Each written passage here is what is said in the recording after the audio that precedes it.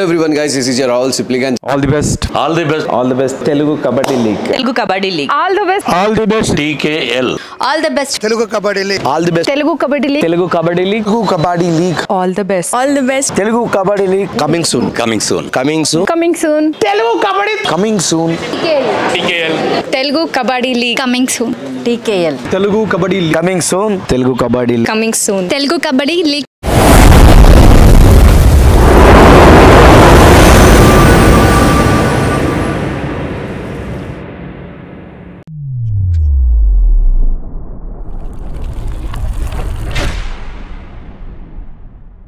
మొదటిసారిగా ఒక అమ్మాయి నుంచి ఒక మేల్గా మారడం అనేది స్పెసిఫైజ్గా నేను వేసుకునే డ్రెస్సింగ్కి కానీ మా ఫాదర్కి నచ్చేది కాదు. సో నేను అక్కడి నుంచి కొన్ని ఫేస్ చేసుకుంటూ వచ్చాను బాగా. అంటే ఏజ్లో మీకు తెలిసింది నేను అమ్మాయిని కాదు అబ్బాయిని. చిన్నప్పటి నుంచి నేను నా యాక్టివిటీస్ అన్నీ కూడా నేను బాగా లైక్ నేను ఒక మీకు ఆ టైంలో అంటే అమ్మాయి డ్రెస్ వేసుకున్నప్పుడు మీకు కంఫర్టబుల్ ఉండేదా? అసలు ఎట్లుండే మీకు? నో, అసలు ఎలా కంఫర్టబుల్ ఉంటుంది అసలు. ఇప్పుడు ఒక అబ్బాయికి తీసుకెళ్ళి ఒక ఫ్రాక్ తీసుకో అంటే అసలు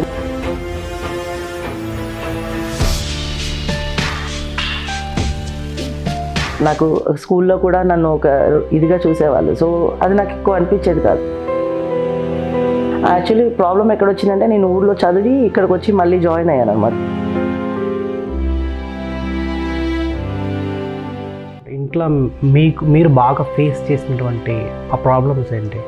చాలా గొడవలు జరిగాయి, కొట్టడం జరిగింది. నేను కూడా ఇంట్లో వాళ్ళేనా? ఇంట్లో వాళ్ళు, మా మావయ్య వాళ్ళు, మా డాడీ. నేను అసలు ఉండను అని చెప్పి నన్ను నేను కొట్టుకోవడం, నన్ను నేను హరాస్ చేసుకోవడం. మీరు ఇంట్లో నుంచి అంటే పారిపోయి వచ్చిన టైం ఏంటది? ఇప్పుడు నా స్కూల్ స్టడీస్ చాలా దారుణంగా జరిగాయి. నాకు చెప్పడం రాదు బయటికి. అమ్మాయిలు మీ విషయంలో నిజంగా ఎలా ఉండేది? నేను ఒకరిని ఇష్టపడుతుండే, బట్ తనకి షీల్ నోనా మీరు అమ్మాయి కాదు అబ్బాయి అని తెలుసుదని. ఏం మాట్లాడుతున్నావు ఏంటిది అని చాలా ఇదిగా మాట్లాడింది. అంటే జనరల్గా ఇప్పుడు అంటే అమ్మాయిలు అబ్బాయిగా మారినప్పుడు ఇప్పుడు వెజినల్ పార్ట్ కూడా సేమ్ యాస్టిజ్గా అబ్బాయి లాగానే ఉంటుంది. యాక్చువల్లీ మేము ఫేస్ చేసే పెద్ద ప్రాబ్లం వాష్రూమ్స్కి వెతుక్కోవాల్సి వస్తుంది. మనకి ఇప్పుడు మీరు సర్టెన్ ఆ ఏజ్ 16 years ఉన్నారు. ఈ బ్రెస్ట్ అంతా ఎట్లా కంట్రోల్? అసలు ఎలా అంటే నన్ను ఇంటికి అలౌ కూడా చేసేవాడు కదా మా డాడీ. ఎక్కడ ఉన్నారు మీరు ఇంట్లో నుంచి బయటకు వచ్చి? ఫస్ట్ ఇంట్లో నుంచి బయటకు వచ్చిన వెంటనే నాకు అసలు దారి లేదు, నా దగ్గర అసలు ఏమీ అమౌంట్ లేదు.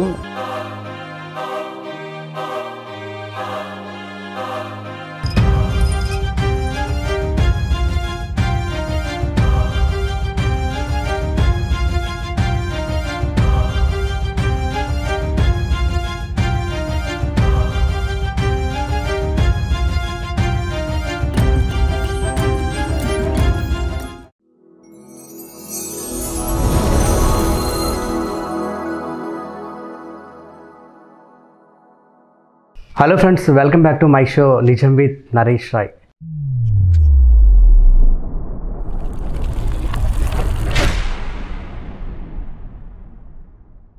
సో నాకు తెలిసి ఇప్పటివరకు మనం అంటే మేల్ నుంచి అంటే ఫీమేల్గా మారిన వల్ల మనం చాలామందిని చూసాం అండ్ ఇంటర్వ్యూస్ కూడా చేసాం. అండ్ అదేవిధంగా యూట్యూబ్ చరిత్రలో నాకు తెలిసి ఈ తెలుగు యూట్యూబ్ చరిత్ర మీద మొట్టమొదటిసారిగా ఒక ఇంటర్వ్యూ అటెంప్ట్ చేయబోతున్నాను. It's very surprising. నిజంగా నాకైతే చాలా ఇంటెన్సివ్గా ఉంది అండ్ ఈగర్లీ ఒక టూ months నుంచి వెయిట్ చేస్తున్నా ఈ ఇంటర్వ్యూ చేయాలని చెప్పేసి. బట్ ఎట్టకెళ్ళకి ఈరోజు దొరికిపోయాడు, మా స్టూడియోలో అడుగు పెట్టాడు. బట్ ఆయన గురించి చాలా విషయాలు తెలుసుకోవాలంది అండ్ మీకు కూడా తెలియపరుస్తాను. సో షీఈ్ నాకే కన్ఫ్యూజన్గా ఉంది. So he's none other than Vimala alias Vinnu. నమస్తే అండి. నమస్తే అండి. Welcome to my show. Thank you so much. Really I'm very happy to see you and eagerly మేము నిజంగా ఒక 2 months నుంచి వెయిట్ చేస్తున్నాం మీ interview. But you are not getting time to అంటే ఇంటర్వ్యూ ఇవ్వడానికి మీకు టైం దొరకట్లేదు, ఎట్టకెళ్ళకి ఈరోజు వచ్చింది. అంటే యాక్చువల్లీ నేను కూడా రీసెంట్లీ ఐ వాజ్ బిజీ, అంటే కొన్ని వర్క్స్లో బిజీ అయ్యాను. సో నేను కూడా అనుకుంటున్నాను ఇవ్వాలి, ఓపెన్గా చెప్పాలి, అందరికీ తెలియాలని, కానీ నాకు కొన్ని షెడ్యూల్స్ వల్ల నేను కొంచెం బిజీ అయిపోయాను. ఇప్పటివరకు నేను అంటే నార్మల్గా చాలామంది అంటే మేల్ నుంచి అంటే ఫీమేల్గా మార్చుకునే ట్రాన్స్జెండర్స్ని ఎంతోమందిని ఇంటర్వ్యూస్ చేశాను. బట్ ఫస్ట్ టైం అంటే ఆ రోజు పరిచయం అవడం కూడా అంటే మొదటిసారిగా ఒక అమ్మాయి నుంచి ఒక మేల్గా మారడం అనేది రేర్ థింగ్స్, అంటే రేర్గానే ఉంటారు. బట్ ఇంటర్వ్యూస్ కూడా ఇప్పటిదాకా ఎవరు అటెంప్ట్ చేయలేదు. బట్ మిమ్మల్ని ఇలా ఈరోజు ఇంటర్వ్యూ చేయడం నాకు చాలా హ్యాపీగా ఉంది.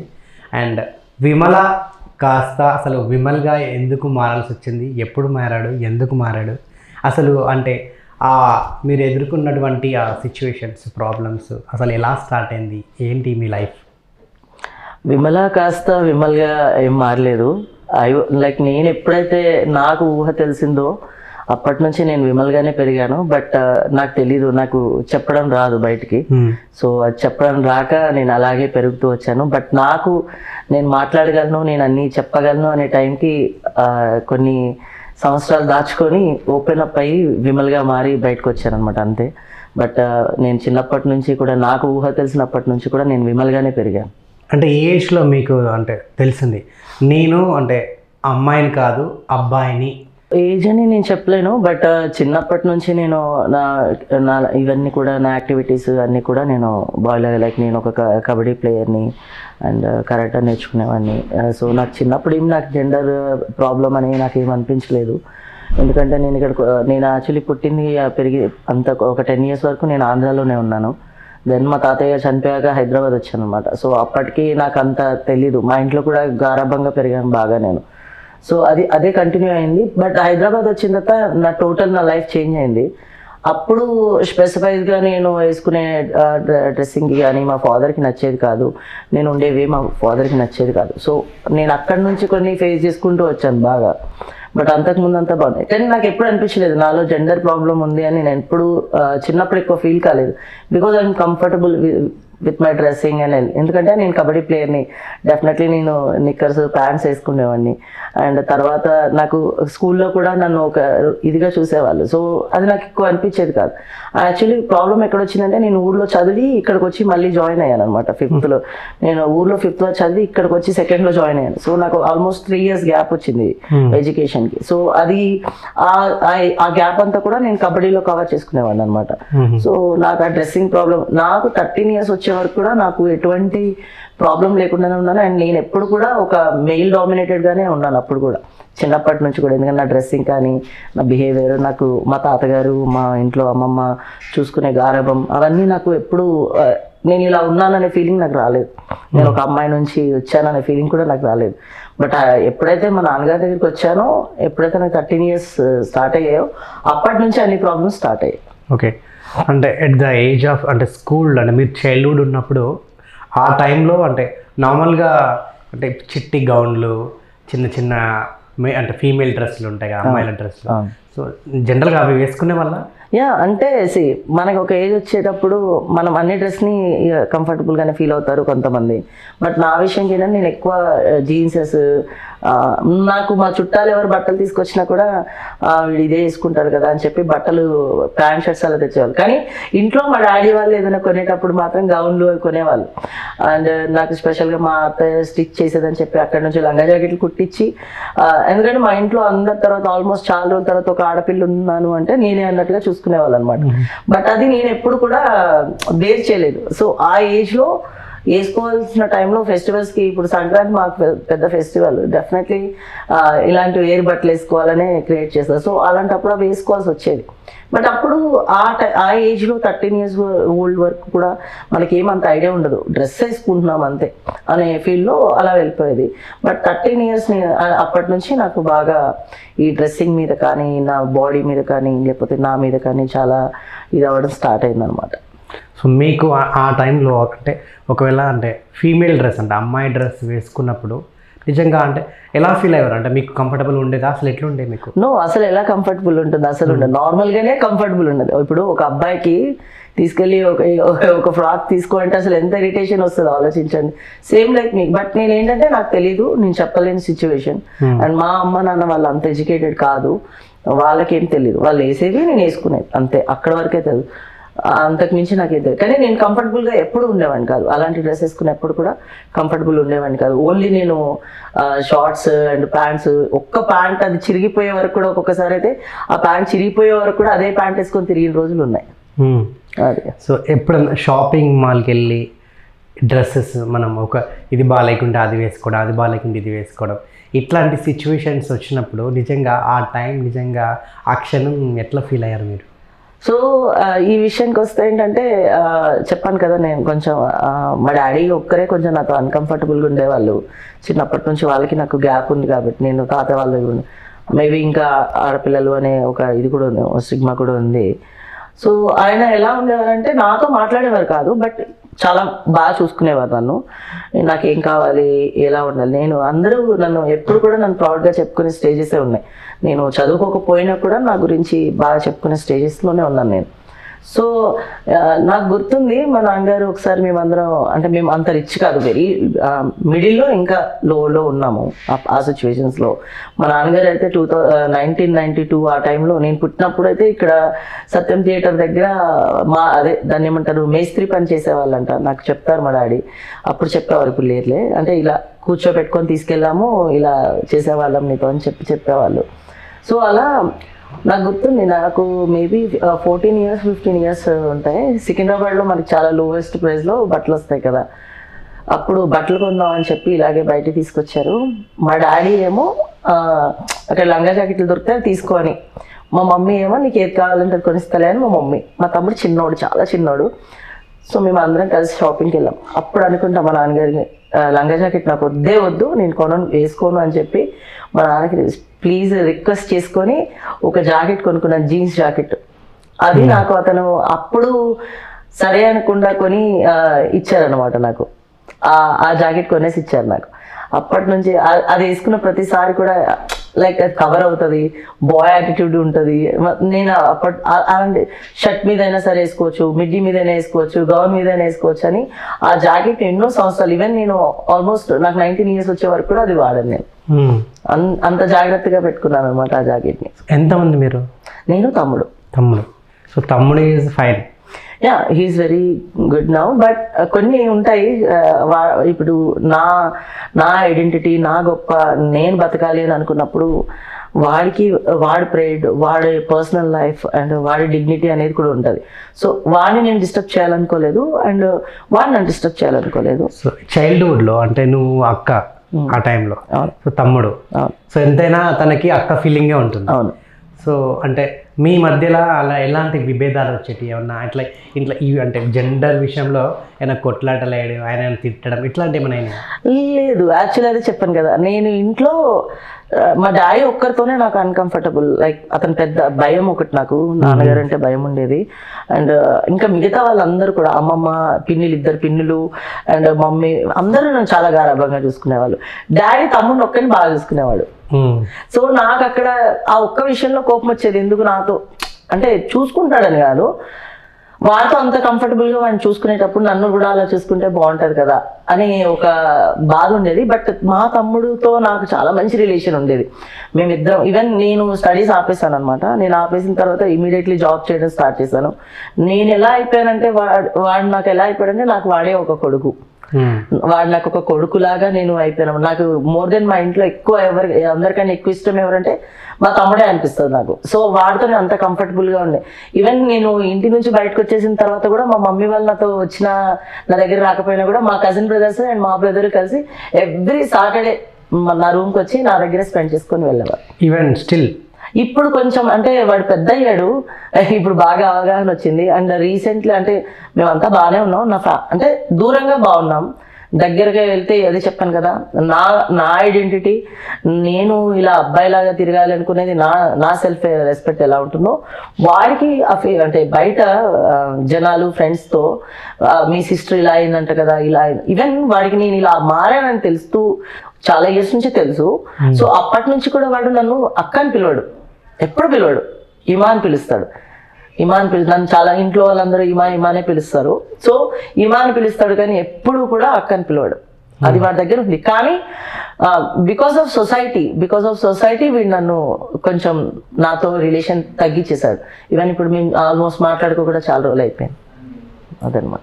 అండ్ ఇంకోటి నార్మల్గా అంటే మీరు అంటే స్కూలింగ్లో ఉన్నప్పుడు అంటే మీకు అంటే ఏ ఏజ్ టైంలో అంటే ఇప్పుడు జనరల్గా అమ్మాయిలాగా బిహేవ్ చేసినా ఒక అమ్మాయిలాగా చేసినా అబ్బాయిలాగా చేసినా కూడా జనరల్గా టీస్ చేస్తూ ఉంటారు, కామెంట్ చేస్తూ ఉంటారు. సో అంటే ఏ క్లాస్లో ఉన్నప్పుడు అంటే మీకు ఇలాంటి ఇబ్బందులు ఎదురయ్యాయి?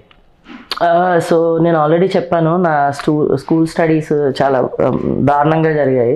బికాజ్ నేను 5th నుంచి మళ్ళీ 2ndకి వచ్చి జాయిన్ అవ్వడం అనేది చాలా ఆల్మోస్ట్ 3 సంవత్సరాలు నా చదువు అయిపోయింది. సో నేను ఏం చేశానంటే ఇక్కడ రాగానే 2nd నుంచి నేను కబడ్డీలో ఎక్కువ నా మైండ్ పెట్టడం, వీటిలో పెట్టడం స్టార్ట్ చేశాను.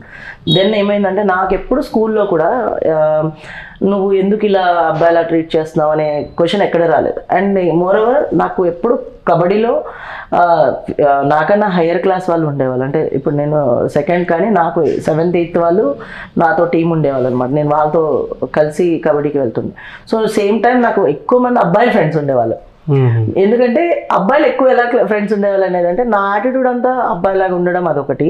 అండ్ ఇంకోటి ఏంటంటే ఈ స్కూల్స్లో ఆ ఏజ్లో బాగా అట్రాక్ట్ అవుతారు అబ్బాయిలు బాగా అట్రాక్ట్ అవుతారు. నాతో ఫ్రెండ్స్ అబ్బాయిలు అందరూ కూడా same 8th 9th 10th batch అంతా కూడా నాతో ఫ్రెండ్షిప్ చేసేవాళ్ళు. వాళ్ళందరూ వీళ్ళకి లైన్ వేయడం, ఫ్రెండ్షిప్లు చేయడం అలా స్టార్ట్ చేస్తారు కదా. సో ఆ కంటిన్యూషన్ ఎలా ఉండేదంటే నా అబ్బాయిలు కూడా నన్ను అర్థం చేసుకోవడం, వాళ్ళు మాట్లాడడం, నీకేంట్రా బాయ్ నువ్వు మంచిగా అమ్మాయిలతో తిరుగుతావు, వాళ్ళతో మాట్లాడాలంటే మాకే కాదు. అప్పట్లో జస్ట్ ఫ్రెండ్లీగా మాట్లాడాలన్నా కూడా భయమే కదా. ఇప్పుడు 8th క్లాస్ 9th క్లాస్కి ఫస్ట్ అట్రాక్షన్ స్టార్ట్ అవుతాయి, వాళ్ళతో మాట్లాడాలని ఉంటుంది. అలా కాదు. సో నాకు అబ్బాయిలు ఆ ఏజ్ నాకన్నా పెద్ద ఏజ్ వాళ్ళు ఫ్రెండ్స్ ఉండేవాళ్ళు. సో వాళ్ళతో కమ్యూనికేషన్స్ అంతా కూడా బాగానే ఉండేది. స్కూల్లో ఇంకా టీచర్స్ అంటారా, నేను స్పోర్ట్స్లో నెంబర్ 1 అండ్ ఎప్పుడు కూడా సోషల్ మ్యాథ్స్ వీటిలో కూడా నేను ఎప్పుడు ఇది లేదు.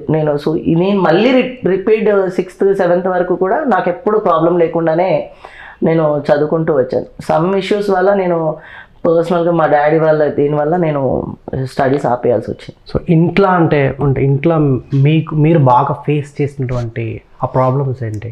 చాలా ఉన్నాయి. లైక్ నాకు ఇంట్లో వాళ్ళతో ఫస్ట్ ఆఫ్ ఆల్ నాకు వచ్చిన ఇష్యూస్,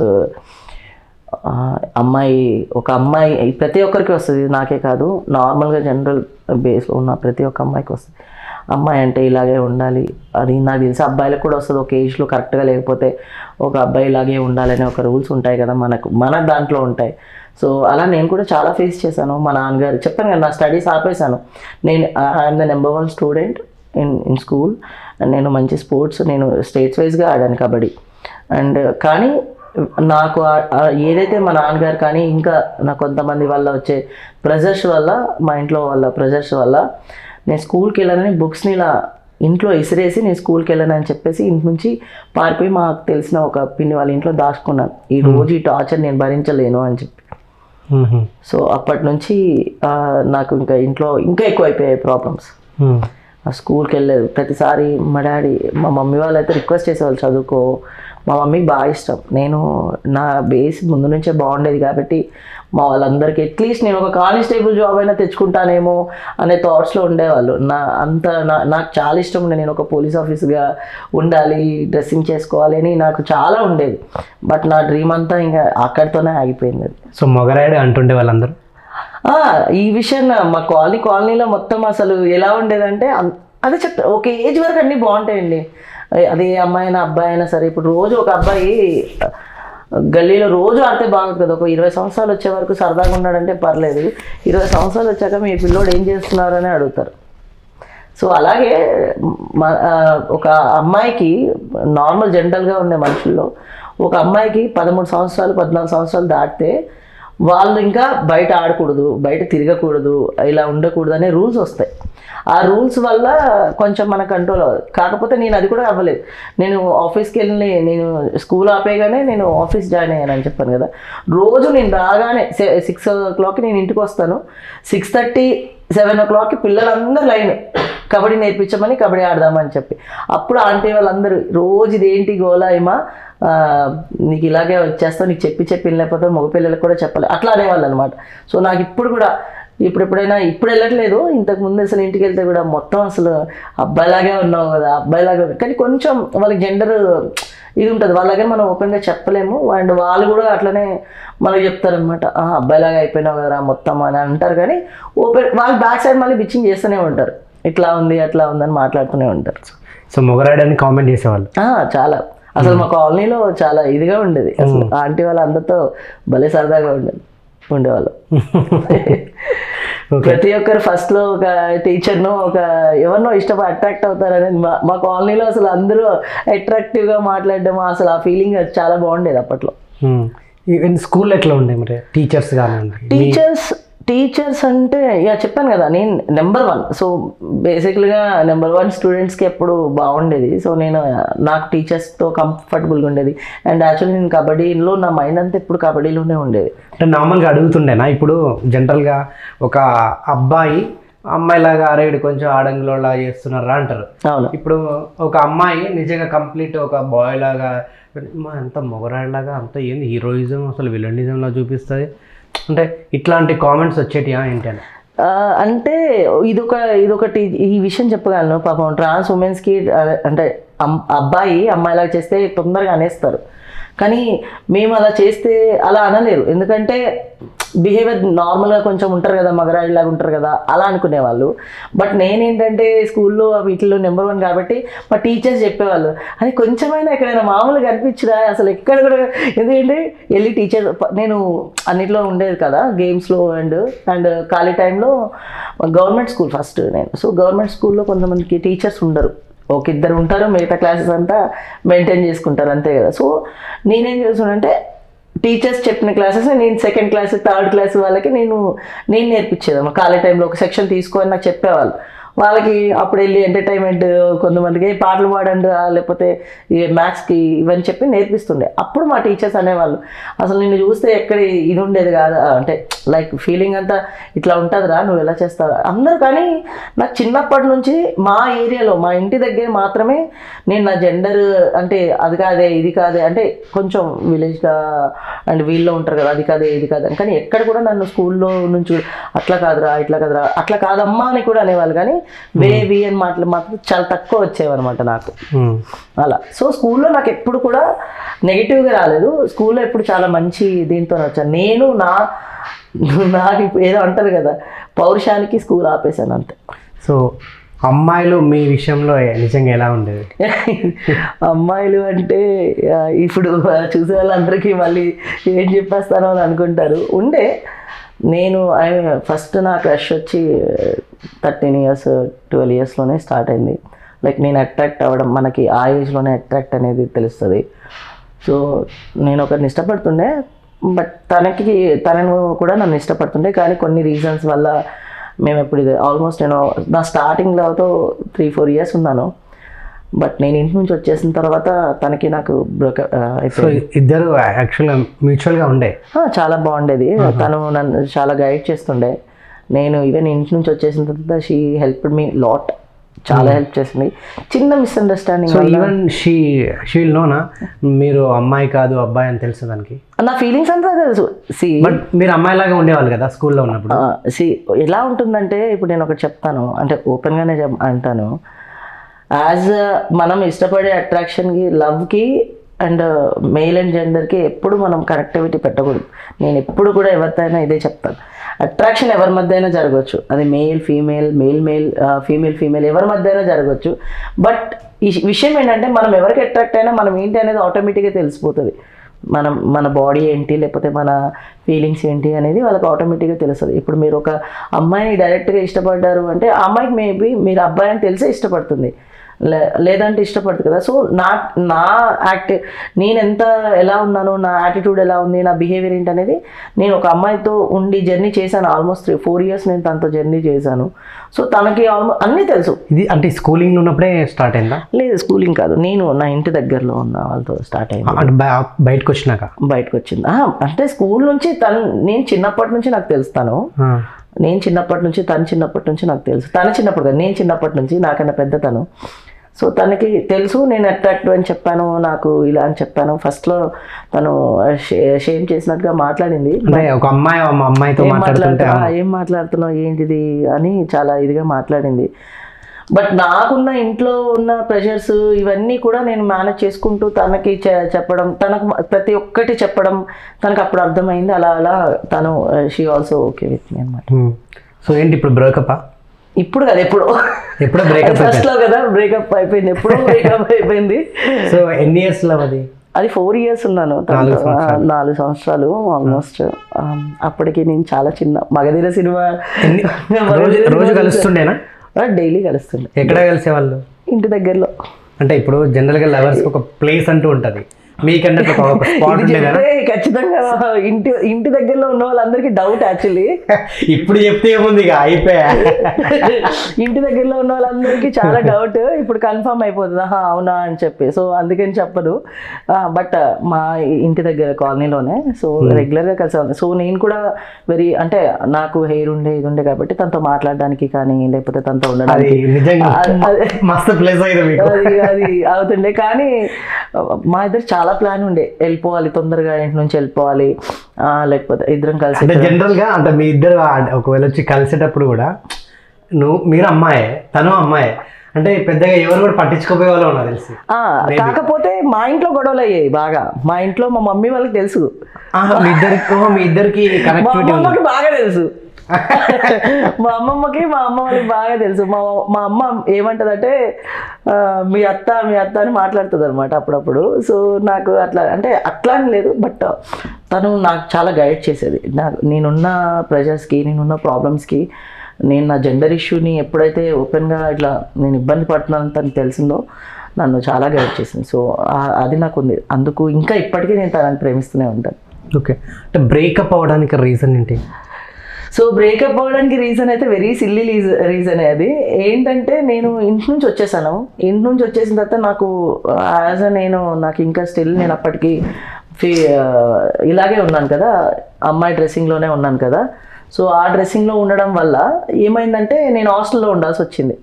రూమ్ తీసుకొని ఉండే అంత బడ్జెట్ నా దగ్గర లేదు, నాకు ఎవరు హెల్ప్ చేసే ఇది లేదు. ఎందుకంటే నాకు 17 years 18 years, నాకు అంత పెద్ద బ్యాక్గ్రౌండ్ ఫ్రెండ్స్ ఎవరు లేరు. సో ఆ టైంలో ఎగ్జాక్ట్లీ నాకు ఉన్న దీంట్లో అంటే నేను హాస్టల్లో వర్క్ చేసుకోవాలి, హాస్టల్లో ఉండాలి. సో హాస్టల్లో ఉండడం స్టార్ట్ చేశాను అనమాట. నేను హాస్టల్లో ఉన్నప్పుడు ఏమైందంటే హాస్టల్లో వాళ్ళందరికీ కూడా నేను ఫ్యాన్. ఇంకా వాళ్ళందరికీ నేను అంటే బాగా ఇష్టం. హాస్టల్లో జాయిన్ బాయ్స్ హాస్టల్లో చేరారా, గర్ల్స్ హాస్టల్లో? ఆబ్వియస్లీ అదే చెప్తున్నాను కదా, డ్రెస్సింగ్ ప్రాబ్లం ఉంది కదా నాకు, నా డ్రెస్సింగ్ ప్రాబ్లం ఉంది. ఇంకా నాకు ఇది అవ్వలేదు కాబట్టి నేను డెఫినెట్లీ గర్ల్స్ హాస్టల్లోనే ఉండాలి కదా. గర్ల్స్ హాస్టల్లో కానీ అక్కడ అప్పుడు ఏమంత అలా చూడడానికి ఆలోచించడానికి కూడా చాలా కష్టంగా ఉండేది. ఏం ఎంజాయ్ చేయలేదండి ఆ ఏజ్ లో. ఒక అబ్బాయిని తీసుకొని గర్ల్స్ హాస్టల్ వేస్తే ఇంకేముంటుంది. అయితే అప్పటికి మనకున్న మైండ్ సెట్ కి, అంటే ఆ ఏజ్ లో మన మైండ్ సెట్ ఎట్లా ఉంటుంది. దిస్ వాజ్ ఇంట్రెస్టింగ్ టాపిక్, మీరు బాగా నీట్ గా చెప్పాలి. అదే చెప్తున్నాను కదా. అంటే గర్ల్స్ హాస్టల్లో ఎలా ఉండేదంటే నాకు చాలా అన్కంఫర్టబుల్ గా ఫీల్ అయ్యేవాడిని అప్పుడు. అన్కంఫర్టబుల్ అంతమంది అమ్మాయిల ముందు, అంతమంది అమ్మాయిలు అబ్బాయిని వేస్తే బాగుంటుంది ఓకే, కానీ అంతమంది అబ్బాయి, అదే చెప్తున్నాను కదా, అంతమంది ఇది ఉంటే అంతమంది అమ్మాయిల మధ్య నేను ఒక అబ్బాయి లాగా వేస్తే బాగుండేదేమో. ఎవరికైనా వీప్ మీద సోపు రాశారా? సోపులు ఏం రాలేదు కానీ నా కోసం చాలా గొడవలు అయ్యాయి అక్కడ.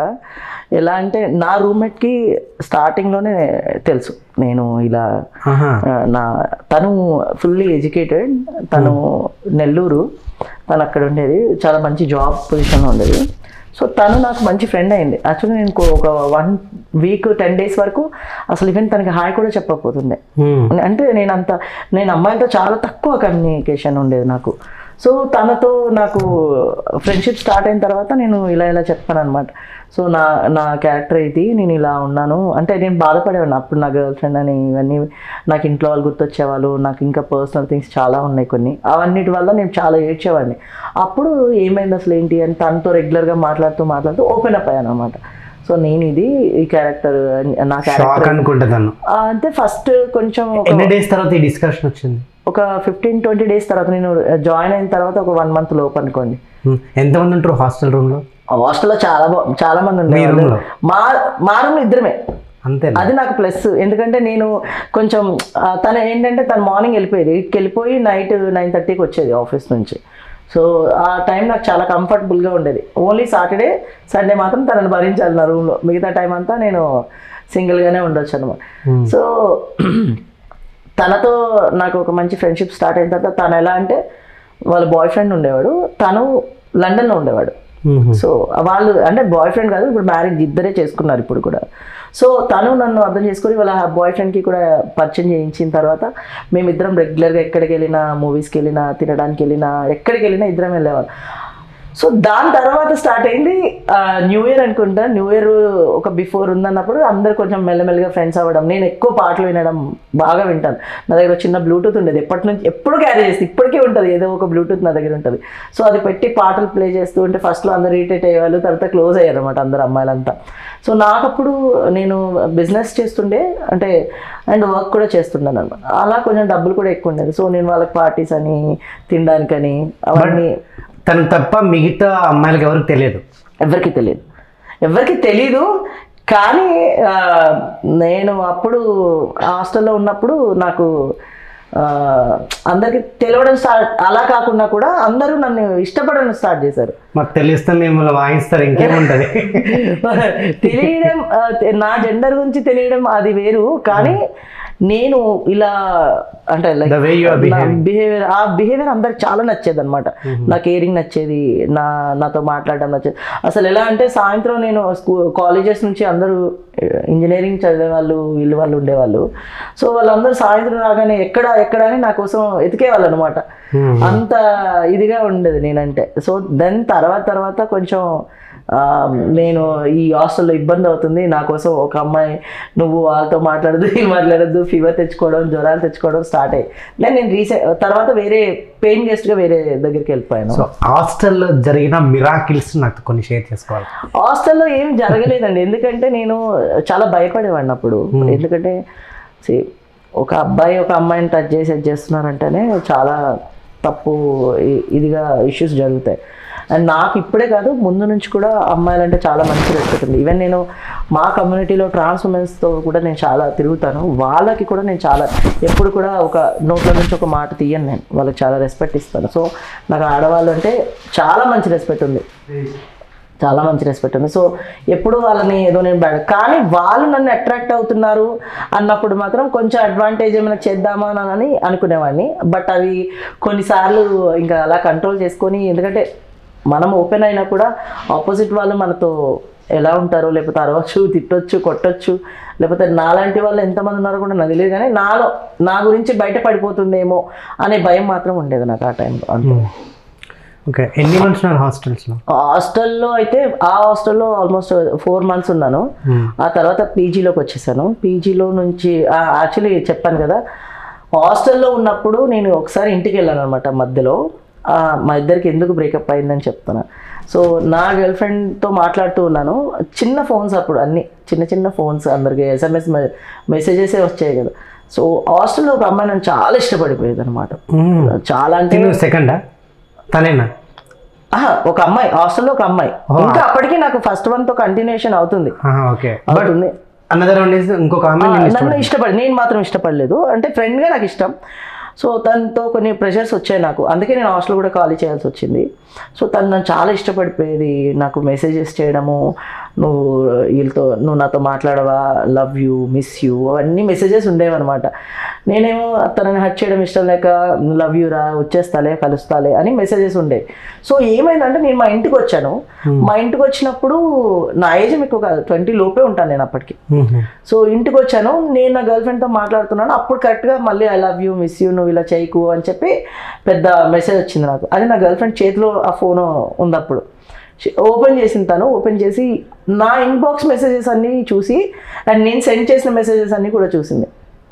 సో తనేమనుకుందంటే నేను తనని, అంటే హాస్టల్లో ఉండి తనని నేను ఇష్టపడుతున్నాను, సో అందుకని అండ్ ఇంకొక విషయం ఏంటంటే తిను అప్పట్లో నన్ను కలుద్దాం అంటే కూడా ఇప్పుడు పనులు ఉన్నాయి కదా కలుద్దాంలే అని కొంచెం నేను చెప్పడం వల్ల తనేమనుకుందంటే నాకు తనతో రిలేషన్ ఉందేమో అనుకొని తిను సీరియస్ అయ్యి ఆ రోజు నుంచి మాట్లాడడం చాలా వెళ్ళాను, అడిగాను ఎందుకు ఎట్లా చేస్తున్నావు మాట్లాడు అని అడగడం అవన్నీ జరిగాయి.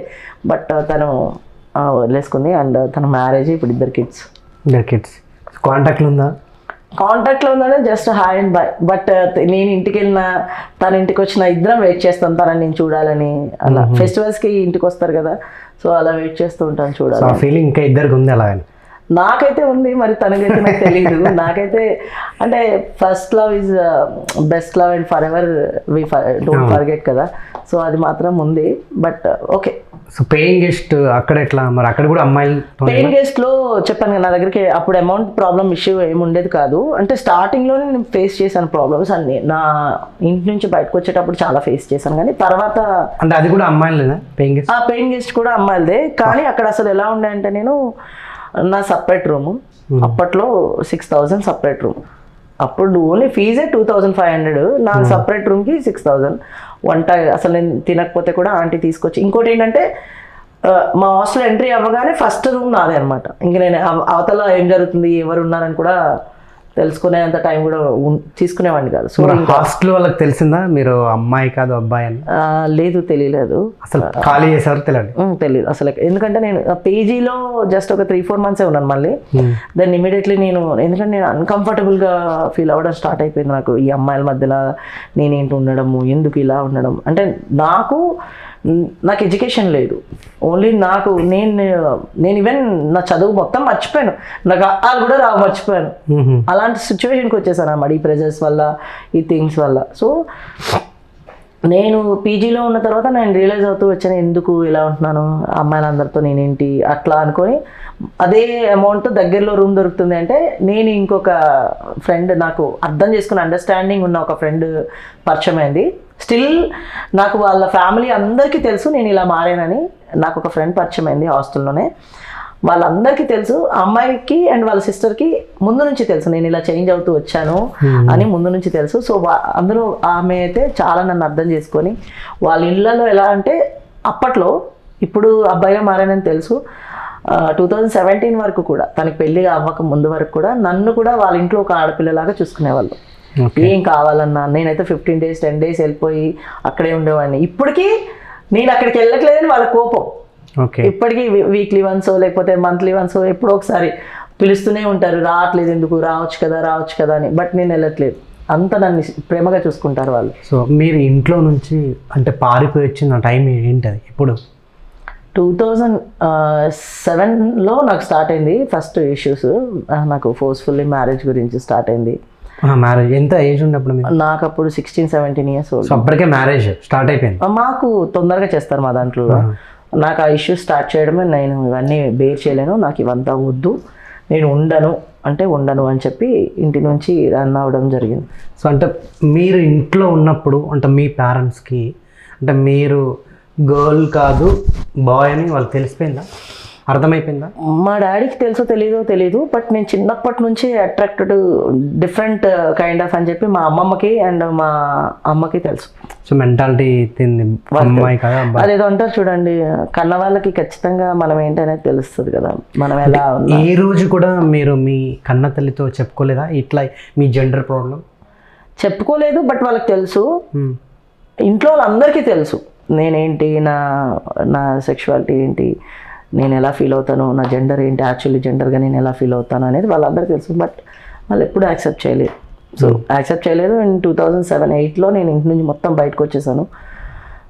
చాలా గొడవలు జరిగాయి, కొట్టడం జరిగింది. నేను కూడా ఇంట్లో వాళ్ళు, మా మామయ్య వాళ్ళు, మా డాడీ, నేను అసలు ఉండను అని చెప్పి నన్ను నేను కొట్టుకోవడం, నన్ను నేను హరాస్ చేసుకోవడం చాలా జరిగాయి.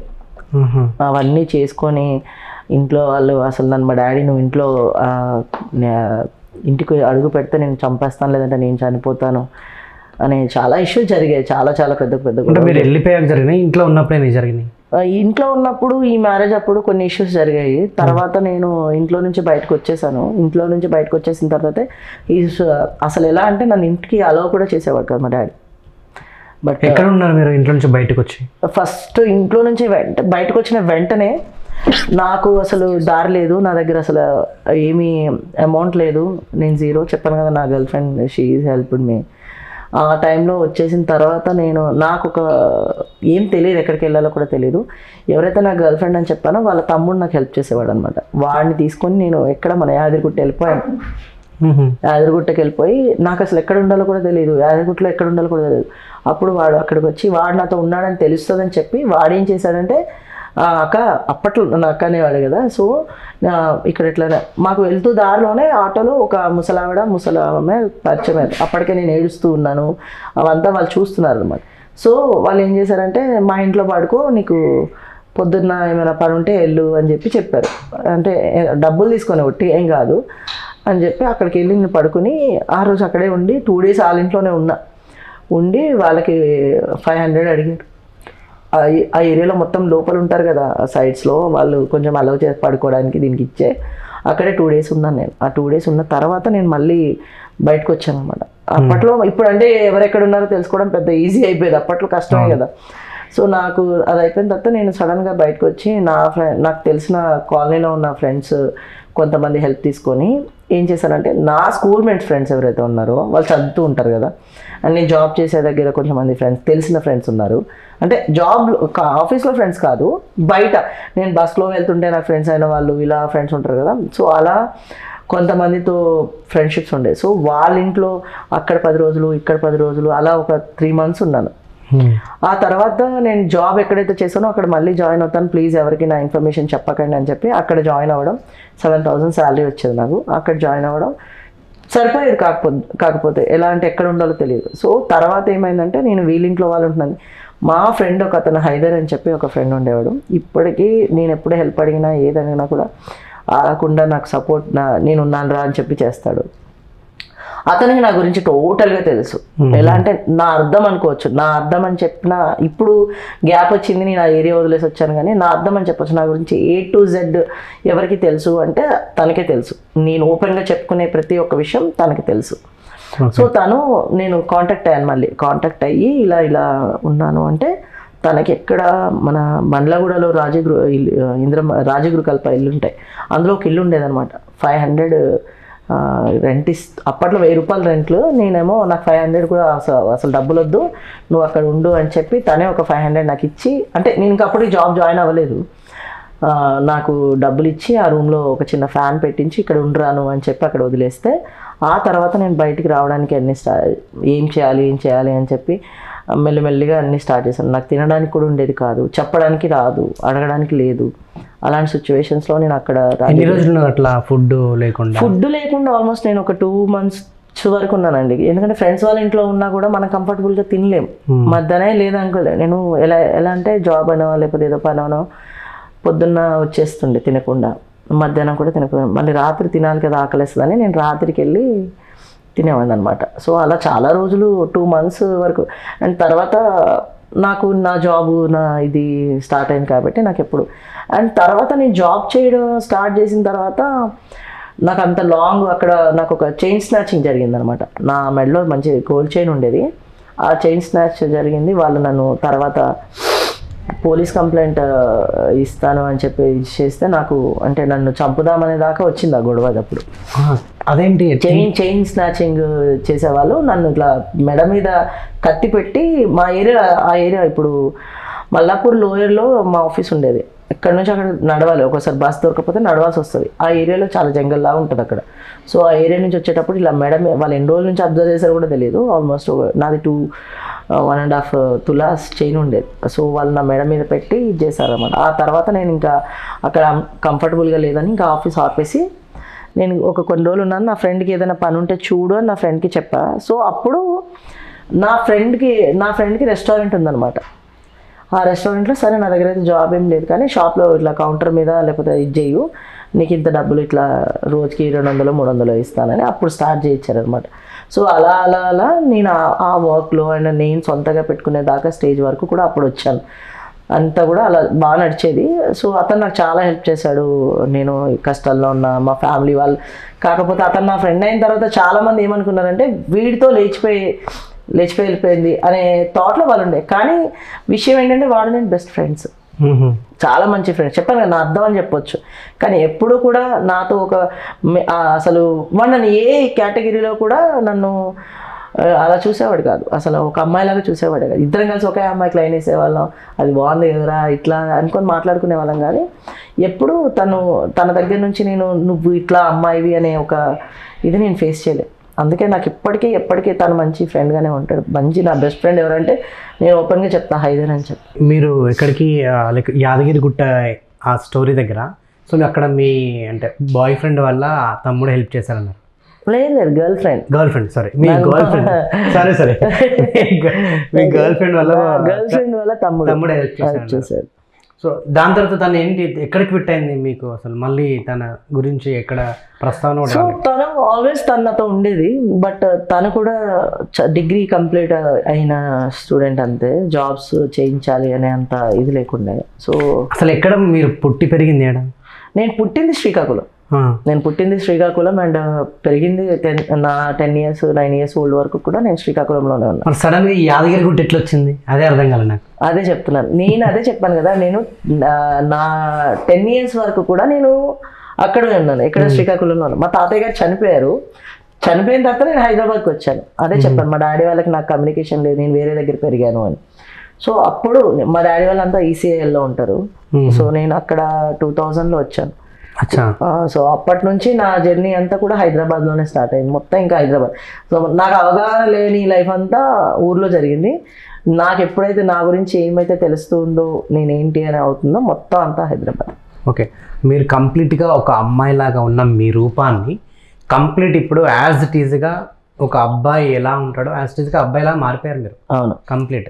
సో ఇలా మారడానికి అంటే దానికి ఏమైనా ట్రీట్మెంట్ ఉందా? చాలా ఉంటాయి. అంటే యాజ్ ట్రాన్స్ ఉమెన్స్కి ఎలా ఉంటాయో మాకు కూడా అలా ఉంటాయి.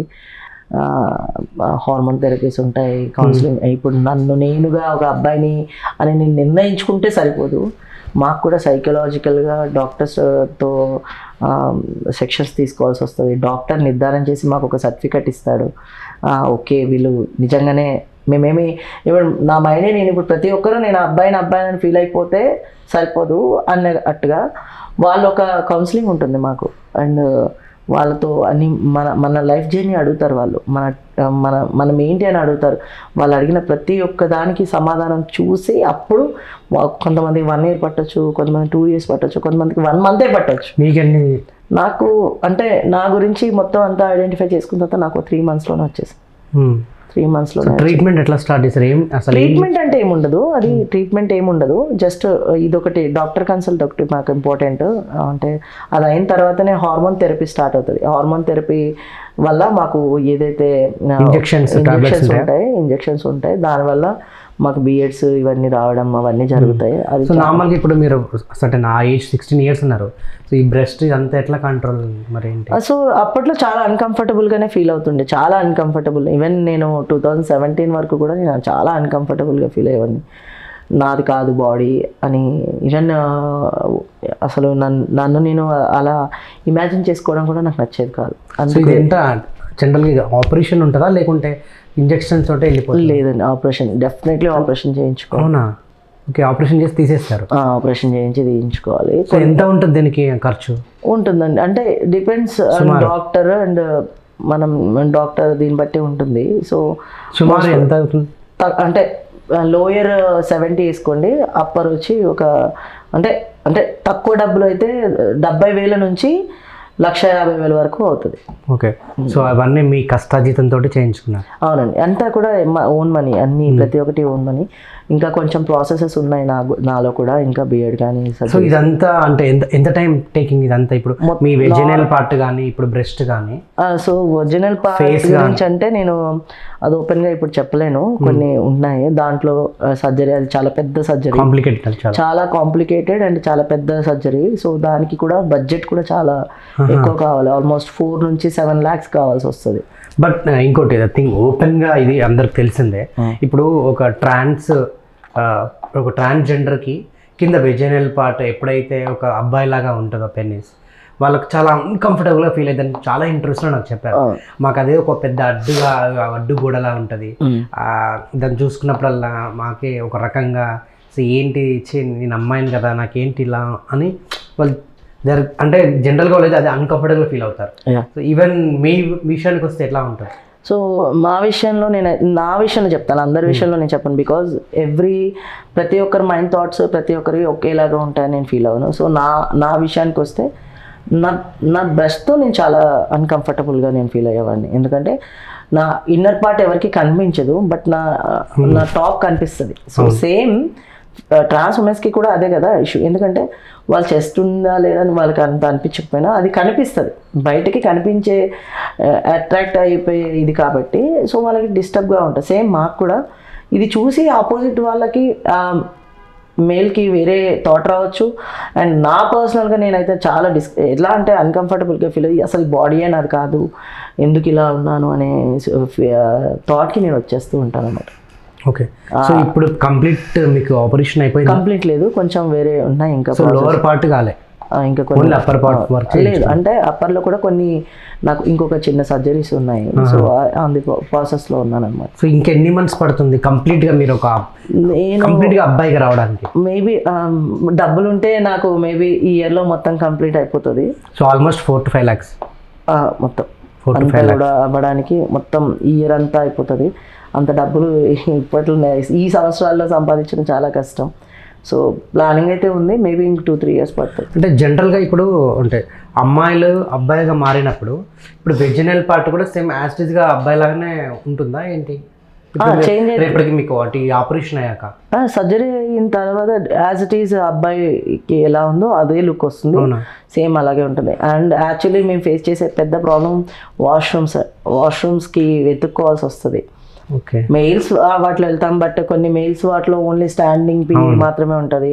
సో మళ్ళీ అందులో వెతుక్కోవాల్సి వస్తుంది. బట్ ఇప్పుడు అంతకుముందు అయితే కొంచెం ఫెమినైన్గా ఉండేవాళ్ళం, వాష్రూమ్స్కి వెళ్ళాలంటే కొంచెం టెన్షన్ ఉండేది. బట్ ఇప్పుడు ఏం ప్రాబ్లం లేదు, ఇప్పుడు అన్ని అఫీషియల్ పెద్ద పెద్ద వాష్రూమ్స్లో సిట్టింగ్ ఉంటాయి కాబట్టి సో అలాంటి వాటిని ఇచ్చేస్తాం అన్నది, అంత పెద్ద ఇష్యూ కాదు. సో ఇదే పెద్ద ప్రాబ్లం. ఎన్నోసార్లు ట్రాన్స్ వాళ్ళకి కూడా అదే. ట్రాన్స్ వాళ్ళకి ఎలా అంటే వాళ్ళు గర్వంగా ఓపెన్గా ఫీమేల్ టాయిలెట్స్లోకి వెళ్ళిపోతారు, వాళ్ళని అసలు ఆపే ఛాన్స్ లేదు. అది వాళ్ళ ప్రాబ్లం. నార్మల్గా జనరల్గా ఉండే ఫీమేల్స్ కానీ ఎవరికైనా అది వాళ్ళ ప్రాబ్లం. వాళ్ళకి నచ్చకపోతే వాళ్ళే, నేను వాడుకునే హక్కు ప్రతి ఒక్కరికి ఉంది, అది మెయిల్ ఫీమేల్ ఎవరు. సో ఇప్పుడు నాకైనా అంతే, నాకు వాష్రూమ్కి వెళ్ళాలి, మేబీ నేను కంఫర్టబుల్ అయితే నేను ఇప్పుడు ఓకే, నేను ఇప్పుడు కంఫర్టబుల్. ఇప్పుడు నేను మెన్స్ వాష్రూమ్ ఇప్పుడే కాదు, ఆల్మోస్ట్ 3-4 years నుంచి నేను మెన్స్ వాష్రూమే వాడతాను, ఎక్కడ కూడా వెళ్ళను. కొంతమంది షాక్ అవుతారు, అంటే ఇప్పుడు కాదు అంతకుముందు కూడా షాక్ అయ్యేవాళ్ళు. కానీ అప్పుడు నేను హుడ్డీస్ వేసుకొని అవన్నీ కవర్ చేసుకొని వెళ్ళేవాడిని. చాలాసార్లు ఎప్పుడైనా అర్జెంట్లో ఎమర్జెన్సీలో ఫీమేల్ టాయిలెట్స్కి వెళ్తే నాకు వెనక నుంచి పిలిచిదే బాబు వండబోతున్నావు ఏంట్రా బయటికి రా అనే రోజులు కూడా ఉన్నాయి. ఎందుకంటే యాటిట్యూడ్ ఎలా ఉంటుంది, హుడ్డీ వేసుకొని హెయిర్ క్రాఫ్ట్ ఉండి ఇది ఉంటే ఎవరికైనా ఇదే ఉంటుంది. సో అలాంటి చాలా ఇష్యూస్ ఫేస్ చేసాం. అండ్ మెయిన్లీ ఇప్పుడు ఏంటంటే కొంచెం లక్ ఏంటంటే వాష్రూమ్స్లో అన్నీ కంఫర్టబుల్గా ఉంటున్నాయి. సో అది స్టాండింగ్ పీ అయినా వీ కెన్ యూజ్ అండ్ అదైనా యూజ్ చేసుకోవచ్చు. అది ఓకే. అండ్ ఇంకోటి అంటే ఇప్పుడు చాలా అంటే నేను చాలా ఇంటర్వ్యూస్లో కూడా అంటే ఈ ప్రశ్న చాలామందిని అడిగాను. సో ట్రాన్స్జెండర్స్ని ఈవెన్ లైక్ పెద్ద మీద ఇప్పుడు ట్రాన్స్జెండర్స్లో చాలామంది లీడర్స్ ఉంటారు కదా, Chandramukhi like, so they are well educated but they will explain everything. అంటే అసలు వాట్ ఈస్ ట్రాన్స్జెండర్, అసలు ఏంటి ట్రాన్స్ ఫీమేల్ అంటే. వీఆర్ తనేం చెప్పిందంటే మేము ఒక మేల్ని కంప్లీట్గా మేము ఒక ఫీమేల్ లాగా మేము సాటిస్ఫై చేయగలం సెక్షువల్గా అని చెప్పి. ఈవెన్ ఇప్పుడు మీరు ఇప్పుడు అమ్మాయి నుంచి అబ్బాయిగా మారారు కదా, మరి ఒక ఫీమేల్ని మీరు సాటిస్ఫై చేయగలుగుతారా? సో ఈ విషయానికి వస్తే నేను ఒకటే క్లియర్ కట్గా చెప్తానండి. With in the bedroom personal లైఫ్లో అంటే నా పార్ట్నర్ ఎవరైతే ఉన్నారో, ఒక పార్ట్నర్తో ఆల్మోస్ట్ 7 years ఒకరు జర్నీ చేశారు, లేకపోతే 10 years ఉన్నారంటే మనం వాళ్ళని సాటిస్ఫై అనుకోండి, లేకపోతే ప్రేమ అనుకోండి, సెక్షువల్ థింగ్ అనుకోండి, అంటే ఎవరి మైండ్లో వాళ్ళు ఆలోచించుకోండి. షీఈస్ కంఫర్టబుల్ విత్ మీ, నాతో తను చాలా కంఫర్టబుల్గా ఉంది. షీ నెవర్ టోల్డ్ మీ నువ్వు అసలు ఇలా లేవు, నువ్వు కరెక్ట్ కాదు అని నాకు చెప్పలేదు. అలాంటప్పుడు నేను తనని సాటిస్ఫై చేస్తున్నానా లేదా అనేది అదే ఆన్సర్. తను నాతో చేసే జర్నీ ఆన్సర్, నేను తనని ఎలా చూసుకుంటున్నాను అని. నేను పర్సనల్గా నేను ఒక అబ్బాయి లాగా తనని చేస్తాను అని నేను ఒక లేడీని నేను ఇది చేయను. నా పార్ట్నర్ని నువ్వు ఇలా ఆలోచిస్తున్నావు అని నేను అనుకోను, లేకపోతే నన్ను నేను తక్కువ చేసుకోను. నా పార్ట్నర్ని నేను ఎంత హ్యాపీగా చూసుకుంటున్నాను అండ్ హౌ మచ్ తను ఎన్ని ఇయర్స్ నుంచి నాతో జర్నీ చేస్తుంది అనేది నాకు ఇంపార్టెంట్ అంతే. జనరల్గా ఇప్పుడు అంటే ఒక ఫీమేల్ ఎట్లా ఉంటుంది అంటే ఇప్పుడు ఒక అబ్బాయి కానీ అమ్మాయి కానీ సో అంటే ఈవెన్ అంటే ఫిజికల్ విషయానికి వస్తే వాళ్ళకు కూడా ఒక సాటిస్ఫాక్షన్ కావాలి. నేను కూడా ఫిజికల్గా నా బాయ్ ఫ్రెండ్తో ఇలా ఉండాలి, ఒక అబ్బాయి అమ్మాయితో నా గర్ల్ ఫ్రెండ్తో ఫిజికల్గా ఇలా సాటిస్ఫైగా ఉండాలి అని చెప్పేసి మన జనరల్గా అది మన నేచర్, అవి కోరికలు ఉంటాయి. మరి అట్లాంటి కోరికలు అంటే మీరు నెరవేర్చగలరా ఏంటి అని నా ప్రశ్న. ఇప్పుడు నేను ఒకరిని ఇష్టపడుతున్నాను, ఇప్పుడు మీరు సపోజ్ మీరే ఉన్నారు, మీరు అన్నట్టుగానే ఒక ఫీమేల్ని నేను ఇలా సాటిస్ఫై చేయాలి అని అంటారు. ఎప్పటి వరకు చేయగలుగుతారు? ఎన్ని ఇయర్స్ వరకు చేయగలుగుతారు? 60 years ఆబ్వియస్లీ. 60 సంవత్సరాల వరకు సెక్స్ 60 సంవత్సరాలు చేయగలుగుతారా అనేది చెప్పలేము. చేయొచ్చు, చేయకపోవచ్చు, చేసే వాళ్ళు మేబీ చేయకపోవచ్చు, ఇంట్రెస్ట్ ఉండదు.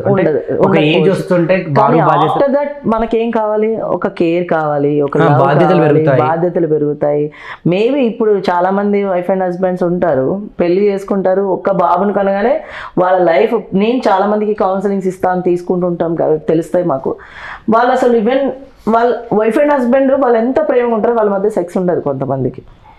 సో ఓకే, ఇప్పుడు సో అలాంటిది, కానీ వాళ్ళు లైఫ్ లాంగ్ జర్నీ చేయాలనుకుంటారు. పిల్లలు అంటారు, లేకపోతే బాధ్యతలు అంటారు, ఏమైనా ఉంటాయి. సో మా కానీ బాధ్యతలు ఏమి లేవు, పిల్లలు ఈవెన్ బాధ్యతలు ఉండవు. బట్ మా దాంట్లో ఏంటంటే నా పార్ట్నర్కి నేను ఆల్రెడీ తెలుసు, నేను ఏంటి అనేది తెలుసు. సో తనకి నేను ఎలా ఉంటాను, నేను తనతో ఎలా సాటిస్ఫై చేస్తాను, తనని నేను ఎలా సాటిస్ఫై చేస్తాను, మా సెక్షువల్ లైఫ్ ఎలా ఉంటుంది, లేకపోతే నేను తను ఎలా చూసుకుంటానో తనకు తెలుస్తుంది. అలాంటప్పుడు తనకి సెక్సే కావాలని నన్ను చూస్ చేసుకోదు కదా. షీ వాంట్ ఓన్లీ సెక్స్ అంటే ఆ కైండ్ ఆఫ్ సెక్స్ కాదు, ఒక మెయిల్ లాంటి సెక్స్ లేకపోతే ఇంకేదైనా ఎక్స్పెక్టేషన్ మోర్ దెన్ దట్ అన్నప్పుడు తను నన్ను సెలెక్ట్ చేసుకోదు. Whatever she done with me, అంటే నాతో ఏదైతే సెక్స్ చేస్తుందో ఆ సెక్స్ తనకి చాలు. ప్రతి ఒక్క అమ్మాయికి ఏదో ఒక టైంలో, మీరు అన్నట్టుగా ఏదో ఒక టైంలో సెక్స్ కావాలని అనిపిస్తుంది కదా అని అన్నారు కదా. సెక్స్ ప్రతి ఒక్కరికి కావాలి, నాకు కావాలి, మీకు కావాలి. చాలా మందికి ఫిజికల్ రిలేషన్ కావాలని కోరుకునే అదే చెప్తున్నాను కదా, అందరికీ కావాలి. నాకు కావాలి, నాకు పార్ట్నర్ ఉంది, నాకు కావాలి, మీకు పార్ట్నర్ ఉంటుంది, మీ వాళ్ళకి కావాలి. కానీ అక్కడ విషయం ఏంటంటే నేను తనతో చేసే సెక్షువల్ రిలేషన్తో తన ఎంత సాటిస్ఫై చేస్తున్నానో, తను నాతో ఎంత కంఫర్టబుల్గా ఉంది, అది నాకు చాలు. So the coming to point, నేను ఇంకోటి ఏంటి అడుగుతున్నాను అంటే, ఈవెన్ ఇప్పుడు మీరు కంప్లీట్ అబ్బాయి, ఓకే, సో రేపటి రోజున మీరు ఒక అమ్మాయిని లవ్ చేస్తారు, లేకుంటే పార్ట్నర్గా తను కూడా షీఈస్ చూసింగ్ యూ, ఓకే, నిన్ను ఒక హస్బెండ్గా తను చూస్ చేసుకుంది. ఒక అమ్మాయికి ఏం కోరికలు ఉంటాయి జనరల్గా? నేను ఒక అబ్బాయిని లవ్ చేసినప్పుడు తనతో పెళ్లి చేసుకోవాలి, సంసారం చేయాలి, జీవితాంతం మేము కలిసిమెలిసి హ్యాపీగా ఉండాలి అని చెప్పేసి దానికి ఉంటాయి.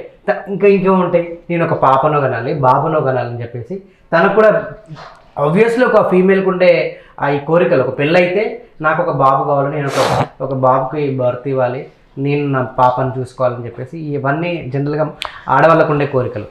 సో అవి అంటే ఈవెన్ అంటే మీకు అంటే నార్మల్గా ఈవెన్ అంటే ఫిజికల్ రిలేషన్ ఉన్నప్పుడు అది ఇవన్నీ అవుతాయి. తన ప్రెగ్నెన్సీ మీ వల్ల తను ప్రెగ్నెంట్ అవుతుందా లేదా అని చెప్పేసి అడుగుతుంది.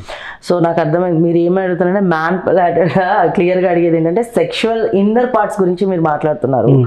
ఆ విధంగా సెక్స్ అని అంటే నేను ఇప్పుడు ఒకవేళ సర్జరీ చేసుకుంటే ఐ విల్ గివ్ టోటలీ, అంటే మీరు అనుకునే మేల్ అండ్ ఫీమేల్ సెక్స్ని నేను తనకి ఇవ్వగలుగుతాను. అంటే if I done my bottom surgery నేను సెక్షువల్గా తనకి ఇవ్వగలుగుతాను. అండ్ బేబీస్ విషయానికి వస్తే అది కొంచెం కాంప్లికేటెడ్ మా దాంట్లో, బట్ దానికి చాలా ప్రాసెస్ ఉన్నాయి.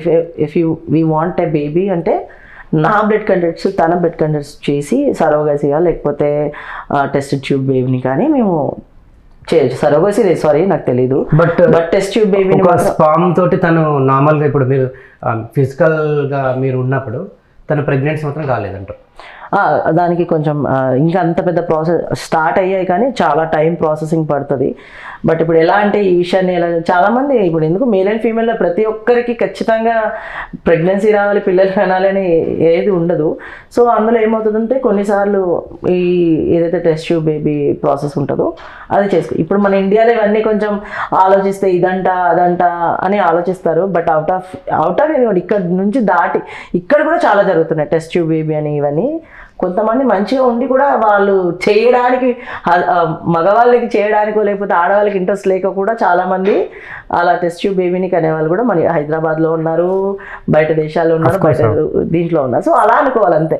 So coming to your past, అంటే నార్మల్గా మీరు ఇంతకుముందు మీకు ఒక గర్ల్ ఫ్రెండ్ ఉండేది, తనతోటి మీరు ఎవ్రీథింగ్ షేర్ చేసుకున్నారు. అండ్ ఫిజికల్గా తనకు నీతో అనిపించినప్పుడు, మీకు తనతో ఉండాలనిపించినప్పుడు ఈ ఫీలింగ్స్ని మీరు ఎలా కంట్రోల్ చేసుకున్నారు? తను ఎలా సాటిస్ఫై అయ్యేది? నా ఫస్ట్ గర్ల్ ఫ్రెండ్ అంటే ఓకే, అది నాది స్టార్టింగ్ చిన్న ఏజ్లో, నాకు అసలు ఏమంత ఐడియా ఉండేది కాదు ఏంటి తనతో నేను ఎలా ఉండాలి అనేది నాకు తెలియదు. ఓన్లీ ఎప్పుడు నేను తనతో కంఫర్టబుల్గా కూర్చోవడం, మాట్లాడడం, హక్ చేయడం, లైక్ కిస్ చేయడం, అక్కడి వరకు మాకు అంత టైం కూడా దొరికేది కదా. ఎందుకంటే మా ఏరియా ఏదైతే ఉందో ఆ ఏరియాలో మేము చాలా హైడెన్గా మా లవ్ని మా ఇద్దరికి మాత్రమే తెలిసిన లవ్ అనమాట. సో మాకు అంత టైం, సెక్షువల్ థింగ్స్, థాట్స్, ఎప్పుడు ఏం చేద్దాము, రేపు ఏంటి, అమ్మ వాళ్ళు ఏంటి, అవే మాట్లాడుకునే వాళ్ళం తప్ప వేరే మాకు అప్పుడు వచ్చేది కాదు. అండ్ కమెంట్ ఇది నేను ఒక రిలేషన్లో ఉన్నాను. ఇప్పుడు నేనున్న రిలేషన్ తను చాలా హ్యాపీగా ఉంటుంది నాతో, మేమిద్దరం చాలా హ్యాపీగా ఉంటాం. నేను ప్రెజెంట్లీ అదే ఫిజికల్ రిలేషన్ గురించి అడుగుతున్నాను. నేను అదే చెప్తాను, మీకు ఆల్రెడీ క్లియర్గా చెప్పాను. మీరు మేల్ అండ్ ఏదైతే నేను ఓపెన్గానే చెప్తున్నాను, మేల్ అండ్ ఫీమేల్ ఉండే సెక్షన్ని మీరు థాట్ చేయకండి. లేదు, నేను ఏంటంటే ఇప్పుడు ఆ అమ్మాయి నేను అడుగుతుంది, అరే నాకు నీతో ఫిజికల్గా ఉండాలని ఉంటుంది. So how it is possible right now? ఎందుకు కాదు? ఇద్దరు పర్సన్స్ లోపలికి వెళ్ళిన తర్వాత వాళ్ళిద్దరు ఎంత హ్యాపీగా ఉంటారు అనేది వాళ్ళ ఇష్టం, అది ఎలానే ఉంటారు. నా పర్సన్ని నేను తనతో ఎంజాయ్ చేస్తున్నాను, తనతో ఉంటున్నాను, తను నాతోనే ఉంటుంది అన్నప్పుడు ఎందుకు పాసిబుల్ కాదని నేను అడుగుతున్నాను. అంటే ఎప్పుడు అమ్మాయి అబ్బాయే సెక్స్ చేస్తారా? లైఫ్లో చాలా జెండర్స్లో చాలా ఉంటాయి. అంటే మన లైఫ్లో మనకు ఇప్పుడు మీకు only male, female, transgender and trans masculine, అంటే నేను ట్రాన్స్ మస్కులర్ అనే మీకు తెలిసేమో. చాలామంది ఇంకా చాలామంది ఉంటారు, కొంతమంది లెస్బియన్స్ ఉంటారు, కొంతమంది గేస్ ఉంటారు. సో వాళ్ళందరూ మీరు ఎలా చేసుకుంటారని మనం అడగకూడదు, ఎందుకంటే అది ప్రకృతి, వాళ్ళకి ఎలా నచ్చితే వాళ్ళు చేసుకుంటారు. ఇప్పుడు రోడ్డు మీద వెళ్తూ ఉంటాము, ఏదో డాగ్స్ అనుకోండి లేకపోతే ఏదైనా అనుకోండి, వాళ్ళు ఎలా చేస్తారు అని మనం ఆలోచించకూడదు, ఎందుకంటే అవి ఏంటి అనేది మనకు తెలుసు కాబట్టి. సో నా పర్సన్కి నేను తెలుసు క్లియర్గా, నేను ఒక ట్రాన్స్ మెన్ని. సో నాకు ఇంకా నా బాటమ్ సర్జరీ, నేనే కదా ఎవరికైనా చెప్తున్నా, నా బాటమ్ సర్జరీ ఇంకా కాలేదు, బట్ తను నాతోనే ఉంటుంది. తనకి వేరే వాళ్ళు నేను తప్ప వేరే వాళ్ళంటే ఇష్టం కూడా లేదు అన్నప్పుడు ఒక ఐడియా తీసుకొని అక్కడ మీరు ఆలోచించండి, వీడు ఏం చేస్తున్నారు రా బాబు, ఇంకా వీడితో ఉంటుంది అని ఆలోచించాలి తప్ప మీరు ఏం చేసుకుంటారు పర్సనల్గా బెడ్రూమ్లో అని మాత్రం అడగకూడదు. ఎందుకంటే ఏదైనా చేసుకోవచ్చు, అది ఏదైనా కావచ్చు. మేబీ నేను నా పర్సన్ని నేను సాటిస్ఫై అవుతున్నానా, నా పార్ట్నర్ని నేను సాటిస్ఫై చేస్తున్నాను అనేది నాకు ఇంపార్టెంట్, అంతే. అదే ఏం చేస్తున్నారు అంటే మనం వీడియో ఒకటి పెట్టిగా మేము ఇది రోజు చేస్తున్నామని చెప్తున్నాను. జనరల్గా అంటే మీ లాంటి వాళ్ళు ఫిజికల్గా రిలేషన్లో ఉన్నప్పుడు, ఫిజికల్గా మీరు మూవ్ అవ్వాలనుకున్నప్పుడు, సో అవతల వాళ్ళు ఎలా సాటిస్ఫై మీరు చేయగలరు, వాళ్ళు ఎలా సాటిస్ఫై అవ్వగలరు అని చెప్పేసి అడుగుతున్నాను అంతే. నేను అదే చెప్తున్నాను కదా, క్లియర్గానే చెప్తున్నాను ఈ విషయంలో. నా పర్సన్ ఎవరైతే ఉన్నారో, నాతో పాటు జర్నీ చేస్తున్నారో, తనకి నేను తెలుసు, నా బాడీ తెలుసు, నా మెంటాలిటీ తెలుసు, నా బాడీలో ఉండే అవయవాల గురించి తెలుసు, అంతా తెలుసు. But still with me. మామూలుగా ఒక మగాడు వాడు కంప్లీట్ అమ్మాయి, ఫీమేల్ అయితే కాదు, కంప్లీట్ అమ్మాయి, ట్రాన్స్ ఫీమేల్ అమ్మాయి ఒక అమ్మాయితో నేను రిలేషన్లో ఉన్నాను. Okay. So now you are, అంటే మీరు ఇప్పుడు ఒక దగ్గర ఉంటున్నారా? లివింగ్ రిలేషన్ లేదు, తను అంటే నేను ఇక్కడ ఉంటాను, తను వేరే దగ్గర ఉంటుంది. బట్ ఇద్దరం ఎప్పుడు ఏ కంఫర్టబుల్ ఉన్నప్పుడు కలుస్తూ ఉంటాం. ఓకే.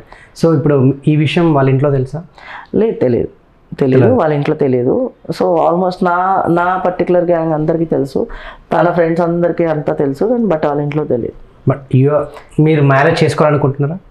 లేదు, తను అంటే నాకు మ్యారేజ్ అనే థాట్ ఇప్పుడు లేదు. అండ్ తనతో కొన్ని కాంప్లికేటెడ్స్ ఉన్నాయి. సో అవి నేను ఓపెన్గా తన గురించి నేను చెప్పలేను. Okay, fine. సో కొన్ని ఉన్నాయి. సో మేబీ నా లైఫ్లో నేనేం డిసైడ్ అయ్యానంటే, ఎవరున్నా లేకపోయినా నేను సింగిల్గా లీడ్ చేయాలి అండ్ నా కమ్యూనిటీని ముందుకు తీసుకురావాలి. నాలాగా ఎవరైతే ఎన్ని ప్రెషర్స్ అయ్యారో, ఎన్నిసార్లు సూసైడ్ అటెంప్ట్ చేసుకోవాలనుకున్నారో, సెక్షువల్ హరాస్మెంట్స్కి గురయ్యారో, ఈవెన్ నేను గురయ్యాను, నన్ను కూడా అరెస్ట్ చేశారు, నాకు చాలా జరిగాయి. సో అవన్నీ కాకుండా ఉండాలనే ఒక థాటే నా మైండ్లో ఉంది తప్ప ఇప్పుడు పెళ్లి చేసుకోవాలి, బాధ్యతలు తీసుకోవాలి అని లేవు. నాకు ఆల్రెడీ చాలా బాధ్యతలు ఉన్నాయి. నాకు తమ్ముడు ఉన్నాడు, ఇంట్లో ఫ్యామిలీ ఉన్నాయి, పిల్లలు, మా పిల్లలు అందరూ ఉన్నారు నాకు. సో మీకు బ్రేకప్ అయ్యాక తిను మళ్ళీ ఎలా మీకు అంటే కనెక్ట్ అయింది? అసలు కనెక్ట్ అవడానికి రీజన్ ఏంటి? బ్రేకప్ అయిపోయిన తర్వాత మధ్యలో ఇంకొక అమ్మాయి కూడా వచ్చింది, 7 years ఉందని తనతో కూడా బ్రేకప్ తీసుకున్నాను నేను. అసలు ఎలా ఈ కనెక్టివిటీ ఎట్లా అయింది మీకు? అట్లా ఏం లేదు, ఆటోమేటిక్గా అట్రాక్షన్ అనేది ప్రతి ఒక్కరికి జరిగిపోతుంది. అది అంతే, అది ఎక్కడి నుంచి జరిగింది, ఏం జరిగిందని ఆటోమేటిక్గా నేను ఎక్కడ కూడా నేను అబ్బాయిని అని కూడా చెప్పలేదు, బట్ దే అట్రాక్టెడ్. నన్ను చూసి వాళ్ళు అట్రాక్ట్ అయ్యారు. సో అలా మాట్లాడాము, ఆటోమేటిక్గా రిలేషన్ స్టార్ట్ అయింది అంతే తప్ప ఏదో నేను చెప్పుకొని లేకపోతే నేను ఇలా కాదు అని అలా ఏం లేదు. మేబీ వాళ్ళకి నచ్చాను, నేను నా ఇది నచ్చింది, బిహేవియర్ నచ్చింది, నా ఫ్రెండ్ ద్వారా నాకు పరిచయం. సో అలాగే కంటిన్యూ అయిపోయింది. ఓకే. సో నెక్స్ట్ ఇప్పుడు ఈ రిలేషన్ ఎన్ని ఇయర్స్ నుంచి ఉంది ఇప్పుడు ప్రజెంట్ ఉన్న? ఇది అంటే ఇప్పుడు నా లాస్ట్ బ్రేకప్ అయిపోయిన తర్వాత నేను డిసైడ్ అయినా ఈ లవ్ గివ్వులు ఇవేమొద్దు అంటే కొంచెం అది ఉన్నంత వరకు మనకి ఏం ప్రెషర్ అనిపించదు, అదేమి మనకి థాట్ అనిపించదు. బట్ వన్స్ మనం అలోన్ ఒంటరితనానికి వస్తాం కదా, అప్పుడు మనం ఒకరిని మిస్ అవుతున్నాం అనే ఫీలింగ్ మనకు వస్తుంది. సో నేను అలా ఫీల్ అవుతూ నాకు అసలు ఎవ్వరు వద్దు, ఏం వద్దు అని చెప్పి నేను సింగిల్గానే ఉండడం జరిగింది. దెన్ అనుకోకుండా నాకు ఎవరైతే క్లోజ్ ఫ్రెండ్, తనని యాక్చువల్లీ నేను మమ్మీ అని పిలుస్తాను. ఇద్దరు ఫ్రెండ్సే, కాకపోతే నేను మమ్మీ అని పిలుస్తాను. నాకు ఒక మంచి బెస్ట్ ఫ్రెండ్ గ్యాంగ్ ఒక 4-5 ఉన్నారు. వాళ్ళంతా ఫీమేల్స్, కాకపోతే అందులో వాళ్ళందరికీ నా గురించి తెలుసు. వాళ్ళందరూ నన్ను చాలా కేర్ చేస్తారు. చాలా ఇంట్లో నాకు ఎవరు లేరు కదా, అమ్మ వాళ్ళు, ఫ్యామిలీ ఏం లేదు కదా అని చెప్పి ప్రతి ఒక్కటి నన్ను చూసుకుంటారు. సో అలా నా బెస్ట్ ఫ్రెండ్లో వీళ్ళు ఇద్దరు ఉన్నారనమాట. అండ్ ఒకరు వచ్చి మధు, దీపు అని చెప్పి వాళ్ళిద్దరు, అండ్ ఇంకోటి లల్లి అని చెప్పి తను. సో వీళ్ళు ముగ్గురు నాకు చాలా మంచి రోల్ పొందించారు. ఇప్పుడు సేమ్ లైక్ ఇప్పుడు ఆర్చి కూడా నాకు నా మంచి ఇది బెస్టీ. అండ్ ఎప్పుడు కూడా బావా అనుకొని ఏ విషయం ఉన్నా, ఇంటికి నేను ఒకవేళ లేట్గా వచ్చిన అన్నం వండేస్తా బావా, తినేద్దాం ఇద్దరం అని, ఏ నైట్ టైంకి వెళ్ళినా అన్నం తిందామా అని చెప్పి మా దగ్గరే ఉంటాము. సో అలా వీళ్ళు నలుగురు, ఇంకా ఇంకొంతమంది మాత్రమే నాకు ఎప్పుడు. అండ్ చెప్పాను కదా, వేరే నాకు నేను యాక్చువల్లీ వాడిని కొడుకులాగా చూస్తాను, బట్ నా మరిది అని పిలుస్తాను వాడిని. సో వాడు కూడా ఎప్పుడు ఎక్కడున్న వాళ్ళందరికీ నాకు ఫ్యామిలీ, నా బ్లడ్ ఫ్యామిలీ లేదు కానీ నాకు కొంతమంది ఫ్యామిలీని ఇచ్చారు బయట. సో వాళ్ళతో నేను చాలా కంఫర్టబుల్గా ఉంటాను. సో ఎవరైతే నేను మమ్మీ అని పిలుస్తానో, వన్ ఆఫ్ మై ఫ్రెండ్, వాళ్ళ ద్వారా ఒక అమ్మాయి పరిచయం అయింది. సో అలా నా రిలేషన్ కంటిన్యూ అవుతుంది. సో జనరల్గా ఇప్పుడు ట్రాన్స్జెండర్స్కి ఒక కమ్యూనిటీ ఉంటుంది. సో అట్లాగనే ట్రాన్స్ మెన్స్ మీకు కూడా ఒక కమ్యూనిటీ ఉందా? కమ్యూనిటీ అంటే మేము కూడా వితిన్ ట్రాన్స్ అంబ్రెల్లా కిందకి వస్తామని చెప్పుకోవడానికి మాకేమీ ఇది లేదు. ఎందుకంటే మా రైట్ కోసం మేము ఎలా ఫైట్ చేస్తామో వాళ్ళు వేలల్లో ఉంటారు, లక్షల్లో ఉంటారు. లక్షల్లో ఉంటారు, మేము వేలల్లో ఉంటాం. మేబీ ఆల్ ఓవర్ ఇండియాలో చూసుకుంటే మేము నేషనల్ వైజ్గా కూడా 2016-17లో మేము ఈ ప్రొటెస్ట్లు చేయడము, ట్రాన్స్ బిల్ కావాలి మాకంటూ సపరేట్ ఐడెంటిటీ కావాలి, మాకంటూ సపరేట్ పొజిషన్స్ కావాలి, మేము అందరిలాగానే అని మేము కూడా చాలా వాటిల్లో చేసాము. సో మాకు ఎలా ఉంటుందంటే ట్రాన్స్ ఉమెన్స్కి రూల్స్ అండ్ రెగ్యులేషన్స్ ఉంటాయి, బట్ అవి మాలో ఉండవు. ఏదైతే ట్రాన్స్ ఉమెన్స్కి సిస్టమ్ ఉంటుంది, వాళ్ళది ఒక పెద్ద సిస్టమ్ ఉంటుంది, చేలా సిస్టము, గురు సిస్టము, అండ్ మా ఇంట్లో ఉండాలి, మీ ఇంట్లో ఉండాలి అనే కొన్ని సిస్టమ్ ఉంటుంది. అది మాకు ఉండదు, మేమంతా ఇండివిజువల్గా ఉంటాము. కాకపోతే మాతో నెక్స్ట్ వచ్చే వాళ్ళ కోసం హెల్ప్ చేయడానికి కోసం అని చెప్పి మేమందరం గ్యాదర్ అవుతాం, మేమందరం మాట్లాడుకుంటాం. మాకు కూడా ఒక సంస్థ ఉంది, స్టార్ అని చెప్పి ఒక ఆర్గనైజేషన్ ఉంది. దాని ద్వారా మేము 2019లో స్టార్ట్ చేసాము. దాని ద్వారా ఫస్ట్లో మేము ఒక 13-14 మందే తెలుసు మాకు. ఇప్పుడు ఆ బోర్డ్ మాకు మెంబర్స్ ఆల్మోస్ట్ 56-70 మెంబర్స్ ఉన్నారు, తెలుగు అండ్ అదే ఏపీ అండ్ తెలంగాణలో. అంతా గ్యాదర్ చేసి ప్రతి ఒక్క ఇన్ఫర్మేషన్ మా దగ్గర ఉంటుందన్నమాట. ఓకే. సో ఇప్పుడు జనరల్గా ఇప్పుడు మీకు ఆధార్ కార్డులో సో ఎలా ఉంటుంది, మెన్నా ఉమెనా అసలు? యాక్చువల్లీ ఫస్ట్ ఫీమేల్ అని ఉండేది, recently I change my identity card. So ఇప్పుడు మెయిల్ అని ఉంది, అంకం విమల్ అని మెయిల్ అని ఉంటుంది. సో అది చేంజ్ చేయించుకోనికి మీకు ఇప్పుడు అంటే అథారిటీస్ ఏమొచ్చాయి, ట్రాన్స్ మెన్గానా లేకుంటే కంప్లీట్ మెన్గానా, అసలు ఏంటని? సో అది మన ఇష్టం, ఐడెంటిటీ కార్డ్ చేంజ్ చేసుకోవడం అనేది మన ఇష్టం. ఇప్పుడు మీరు కంప్లీట్గా చూడడానికి మీరు కంప్లీట్ చేంజ్ అయిపోయారు అబ్బాయిలా. అవును. సో ఆ ఆధార్ కార్డులో ఫీమేల్గా ఉన్నప్పుడు అది మీకు ప్రాబ్లం కదా ఎక్కడికైనా వెళ్ళినప్పుడు? కొన్నిసార్లు ప్రాబ్లం అంటే రైల్వే స్టేషన్ రిజర్వేషన్ అయితే మేము కొన్నిసార్లు మెయిల్ అని పెట్టేస్తాం, వాళ్ళు అడగరు కదా అని చెప్పి అలా పెడతాము. But with in the flights వస్తే కొంచెం ఇదవుతుంది, లైక్ ఖచ్చితంగా రోస్లో అందులోకే వెళ్ళాలి అని ఉంటుంది. కాకపోతే ఐడెంటిటీ కార్డు ఒకవేళ మనకి మెయిల్ అని ఫీమేల్ అని ఉన్నా కూడా మీరు ఎవరితో కంఫర్టబుల్ ఉన్నారు చెక్ చేయించుకోవడానికి అనేది మాత్రం అక్కడ అదొక ఫెసిలిటీ ఉంటుంది. If I'm not done with my surgery అన్నప్పుడు డెఫినెట్లీ ఒక అబ్బాయి దగ్గరికి వెళ్ళి నేను ఇలా చూపిస్తే వాళ్ళు కూడా వీడియోగా ఫీల్ అవుతారు కదా. సో ఖచ్చితంగా ఫీమేల్ రోలోనే వెళ్తాం. So I done my surgery, then నేను మేల్ దాంట్లో వెళ్తాను అలా. సో అది పెద్ద ప్రాబ్లం కాదు. సో ఇప్పుడు అంటే జనరల్గా ఇప్పుడే కొంచెం మార్పు చేర్పులు వస్తున్నాయి ట్రాన్స్జెండర్స్లో. వాళ్ళకంటూ అంటే సపరేట్ ఆధార్ కార్డ్స్, అంటే ప్రభుత్వం నుంచి కూడా కొన్ని పథకాలు ఏదో సంథింగ్ ఇల్లు అవన్నీ ఇస్తున్నారు. ఇప్పుడు మీలాంటి కమ్యూనిటీ పీపుల్కి అంటే మరి ప్రభుత్వం నుంచి ఏమైనా సహకారాలు ఉన్నాయా? మీకు కూడా ఏమైనా సపరేట్ ఇట్లాంటి పథకాలు ఇట్లాంటివి ఏమైనా ఉన్నాయా? ఇంకా హైదరాబాద్లో అయితే స్టార్ట్ కాలేదండి, బట్ ఏపీలో ట్రాన్స్ ఉమెన్స్కి అండ్ రీసెంట్లీ మా ట్రాన్స్ మెన్స్కి కూడా పెన్షన్ అనేది ఒకటి శాంక్షన్ చేశారు. అది కూడా ట్రాన్స్జెండర్ కేటగిరీకి చేశారన్నమాట ఎవరైతే చేంజెస్ అవుతున్నారో. సో వాళ్ళకి ట్రాన్స్ ఉమెన్స్ అందరికీ కూడా 3000 చేంజ్ ఏదో ఇది వస్తుంది. బట్ హైదరాబాద్లో చాలా లేటు, అండ్ నాకు తెలిసి ఇప్పుడు ఇల్లుల గురించి అప్లై చేస్తున్నారు. సో అది చూడాలి, మేబీ ఫ్యూచర్లో ఏమైనా మంచి ఛాన్సెస్ వస్తాయేమో చూడాలి. అండ్ గవర్నమెంట్ కూడా ఇప్పుడు ఈ మధ్య కొంచెం ఎలా అంటే ట్రాన్స్ ఉమెన్స్కి కానీ, లేకపోతే మాకు కూడా మొన్న రీసెంట్గా దివ్య దేవరాజన్ గారు మాట్లాడాము, ఐఏఎస్.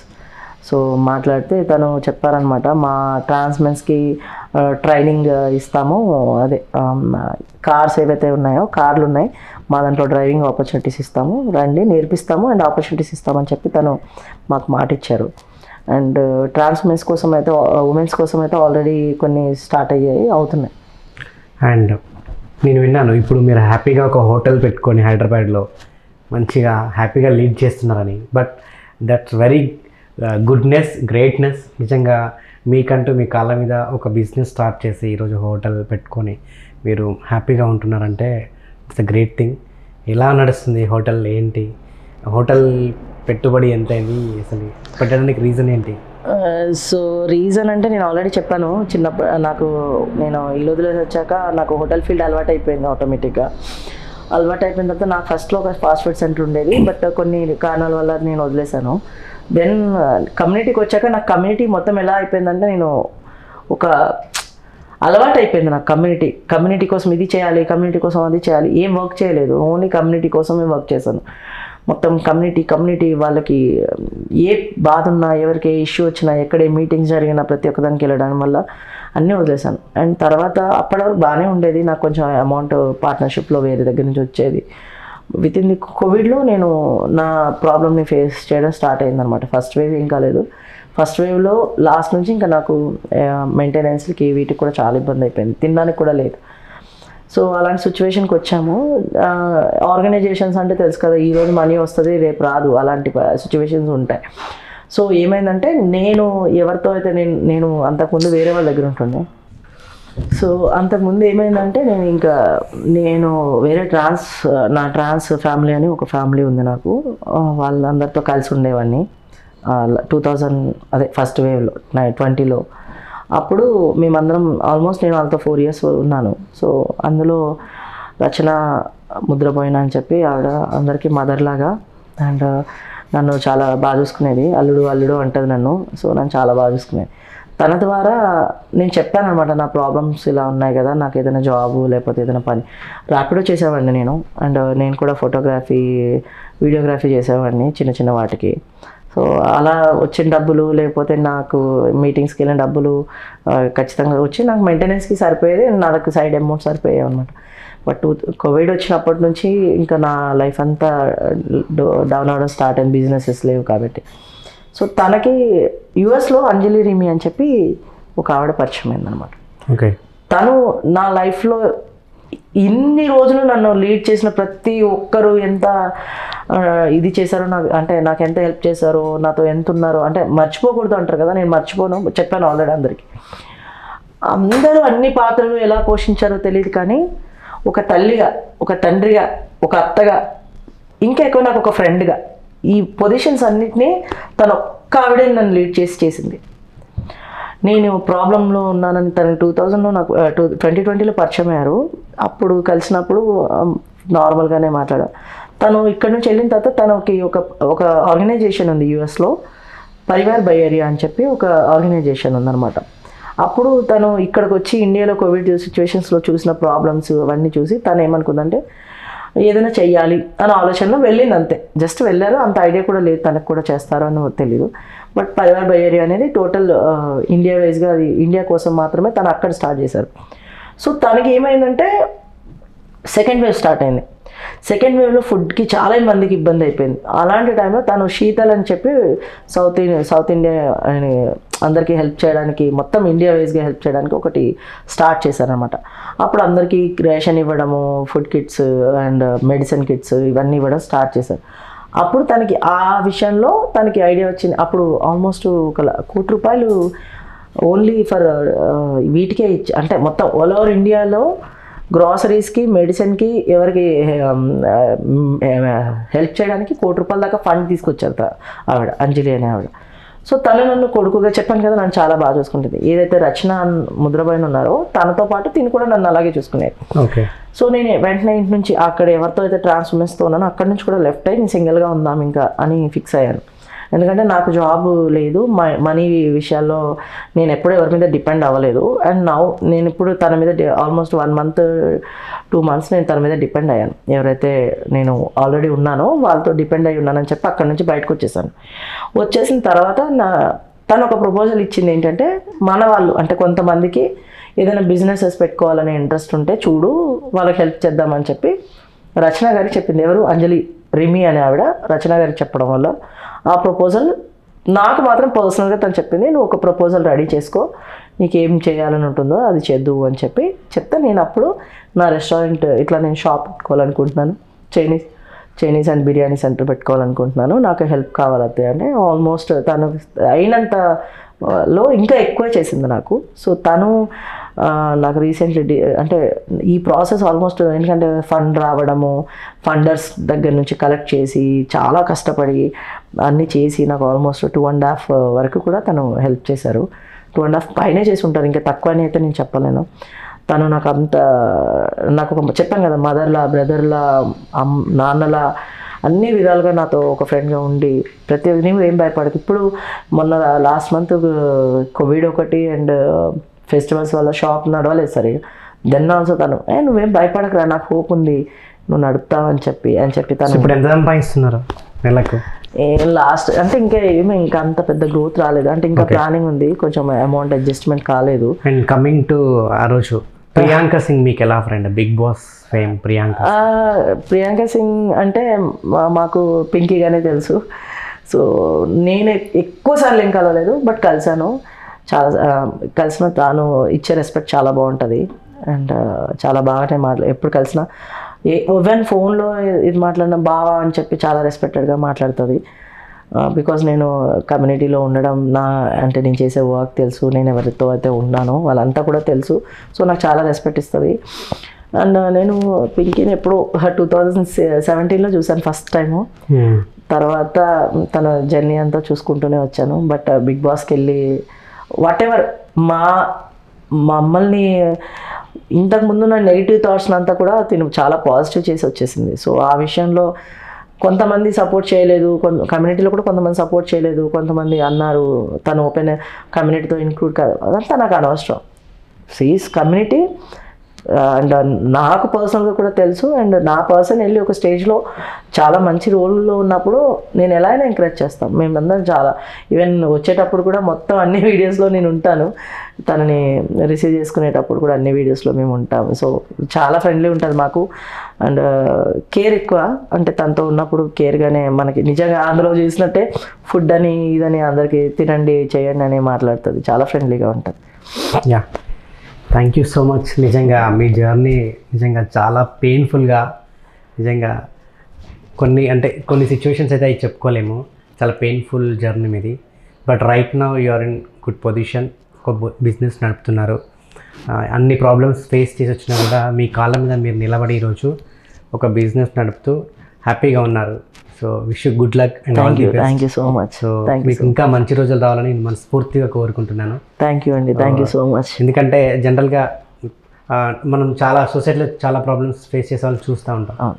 ముఖ్యంగా మీ పర్టికులర్ జెండర్స్లో ఎక్కువగా ప్రాబ్లమ్స్ ఫేస్ చేస్తుంటారు. యా, అంటే ఇందులో పర్టికులర్గా నేను ఇది ఒక విషయం ఏం చెప్పాలనుకున్నాను. మాకు ప్రాబ్లం ఎలా ఉంటుందంటే విత్ మై బాన్ ట్రాన్స్ ఉమెన్స్కి ఏంటంటే కొంచెం వాళ్ళు బాన్ లైక్ మెయిల్ కాబట్టి కొంచెం తెగింపులు చేసుకొని, లేకపోతే వాళ్ళ సిస్టమ్ కూడా చాలా పెద్దది, వెళ్ళి ఇంకొకరి దగ్గరైనా బతుకుతారు. అది ఇమీడియట్లీ ట్రాన్సిషన్ అయ్యి వాళ్ళు స్టార్ట్ చేసుకొని బతుకుతారు. మా లైఫ్లో అలా కాదు.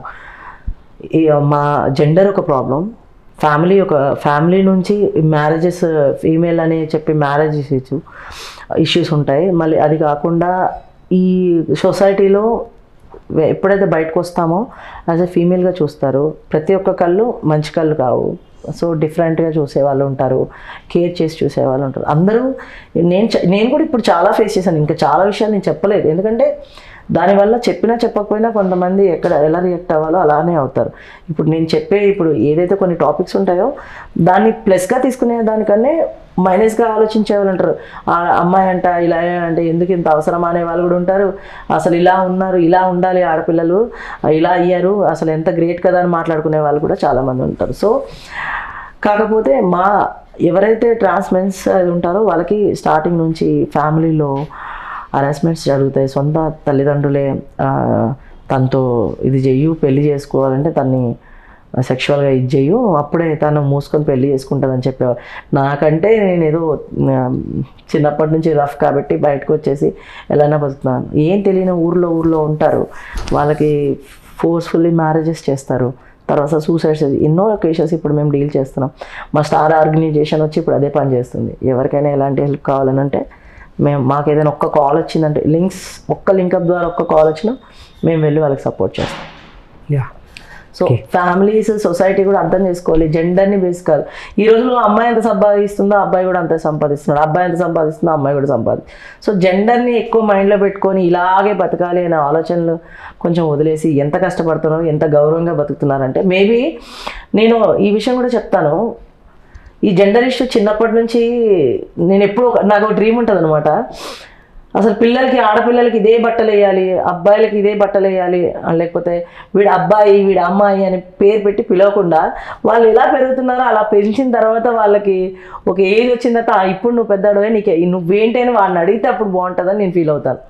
అలాంటి రోజు రావాలని పుట్టగానే మెయిల్ వీడు ఇది ఫీమేల్ అనే దానికన్నా అలాంటి రోజు వస్తే బాగుంటుంది కదా, వాళ్ళు ఇష్టంగా పెరిగే రోజు వస్తే బాగుంటుంది కదా అని ఫీల్. ఇప్పుడు అవుట్ ఆఫ్ కంట్రీస్లో చూసుకుంటే వాళ్ళు మేల్ని ఫీమేల్ని అందరినీ ఒకేలా చూసుకుంటారు. బట్ ఒక టైం వచ్చిన తర్వాత వాళ్ళు కొన్ని కంట్రీస్లో ఓపెన్గా వాళ్ళ సెక్షువాలిటీ చెప్పినా, వాళ్ళ జెండర్ గురించి చెప్పినా కూడా వాళ్ళు ఓకే నో ప్రాబ్లం ఏముంది అనే ఆలోచన ఉంటారు. మన దగ్గర అదే చెప్తే జాగ్రత్త, వీళ్ళతో జాగ్రత్త, వీడు అట్లా అంట అది అట్లా అంటారు అనే మాటలు వచ్చేస్తాయి. సో అది చాలా హట్టింగ్గా ఉంటుంది. సో అండర్స్టాండింగ్ ఉండాలని అనుకుంటా. Okay, don't worry. మీకు ఎప్పుడైనా ఇట్లా ఆర్థిక ఇబ్బందులు వచ్చినప్పుడు మాకు కూడా కాల్ చేయండి, మాకు తోచినంత మేము కూడా మీకు హెల్ప్ చేస్తాం. షూర్. సో మేము కూడా ఉన్నామని గుర్తుపెట్టుకోండి. Don't worry. ఖచ్చితంగా. Wish you good luck and all the best. Thank you so much. Bright future రావాలని మనస్ఫూర్తిగా కోరుకుంటున్నాను. థ్యాంక్ యూ అండి. Thank you.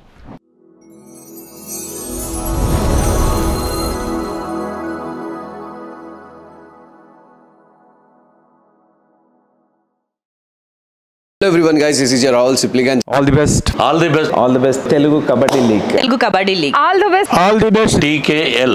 All the best. Telugu Kabaddi League. All the best. Telugu Kabaddi League. Telugu Kabaddi League. Telugu Kabaddi League. All the best. All the best. Telugu Kabaddi League. Coming soon. Coming soon.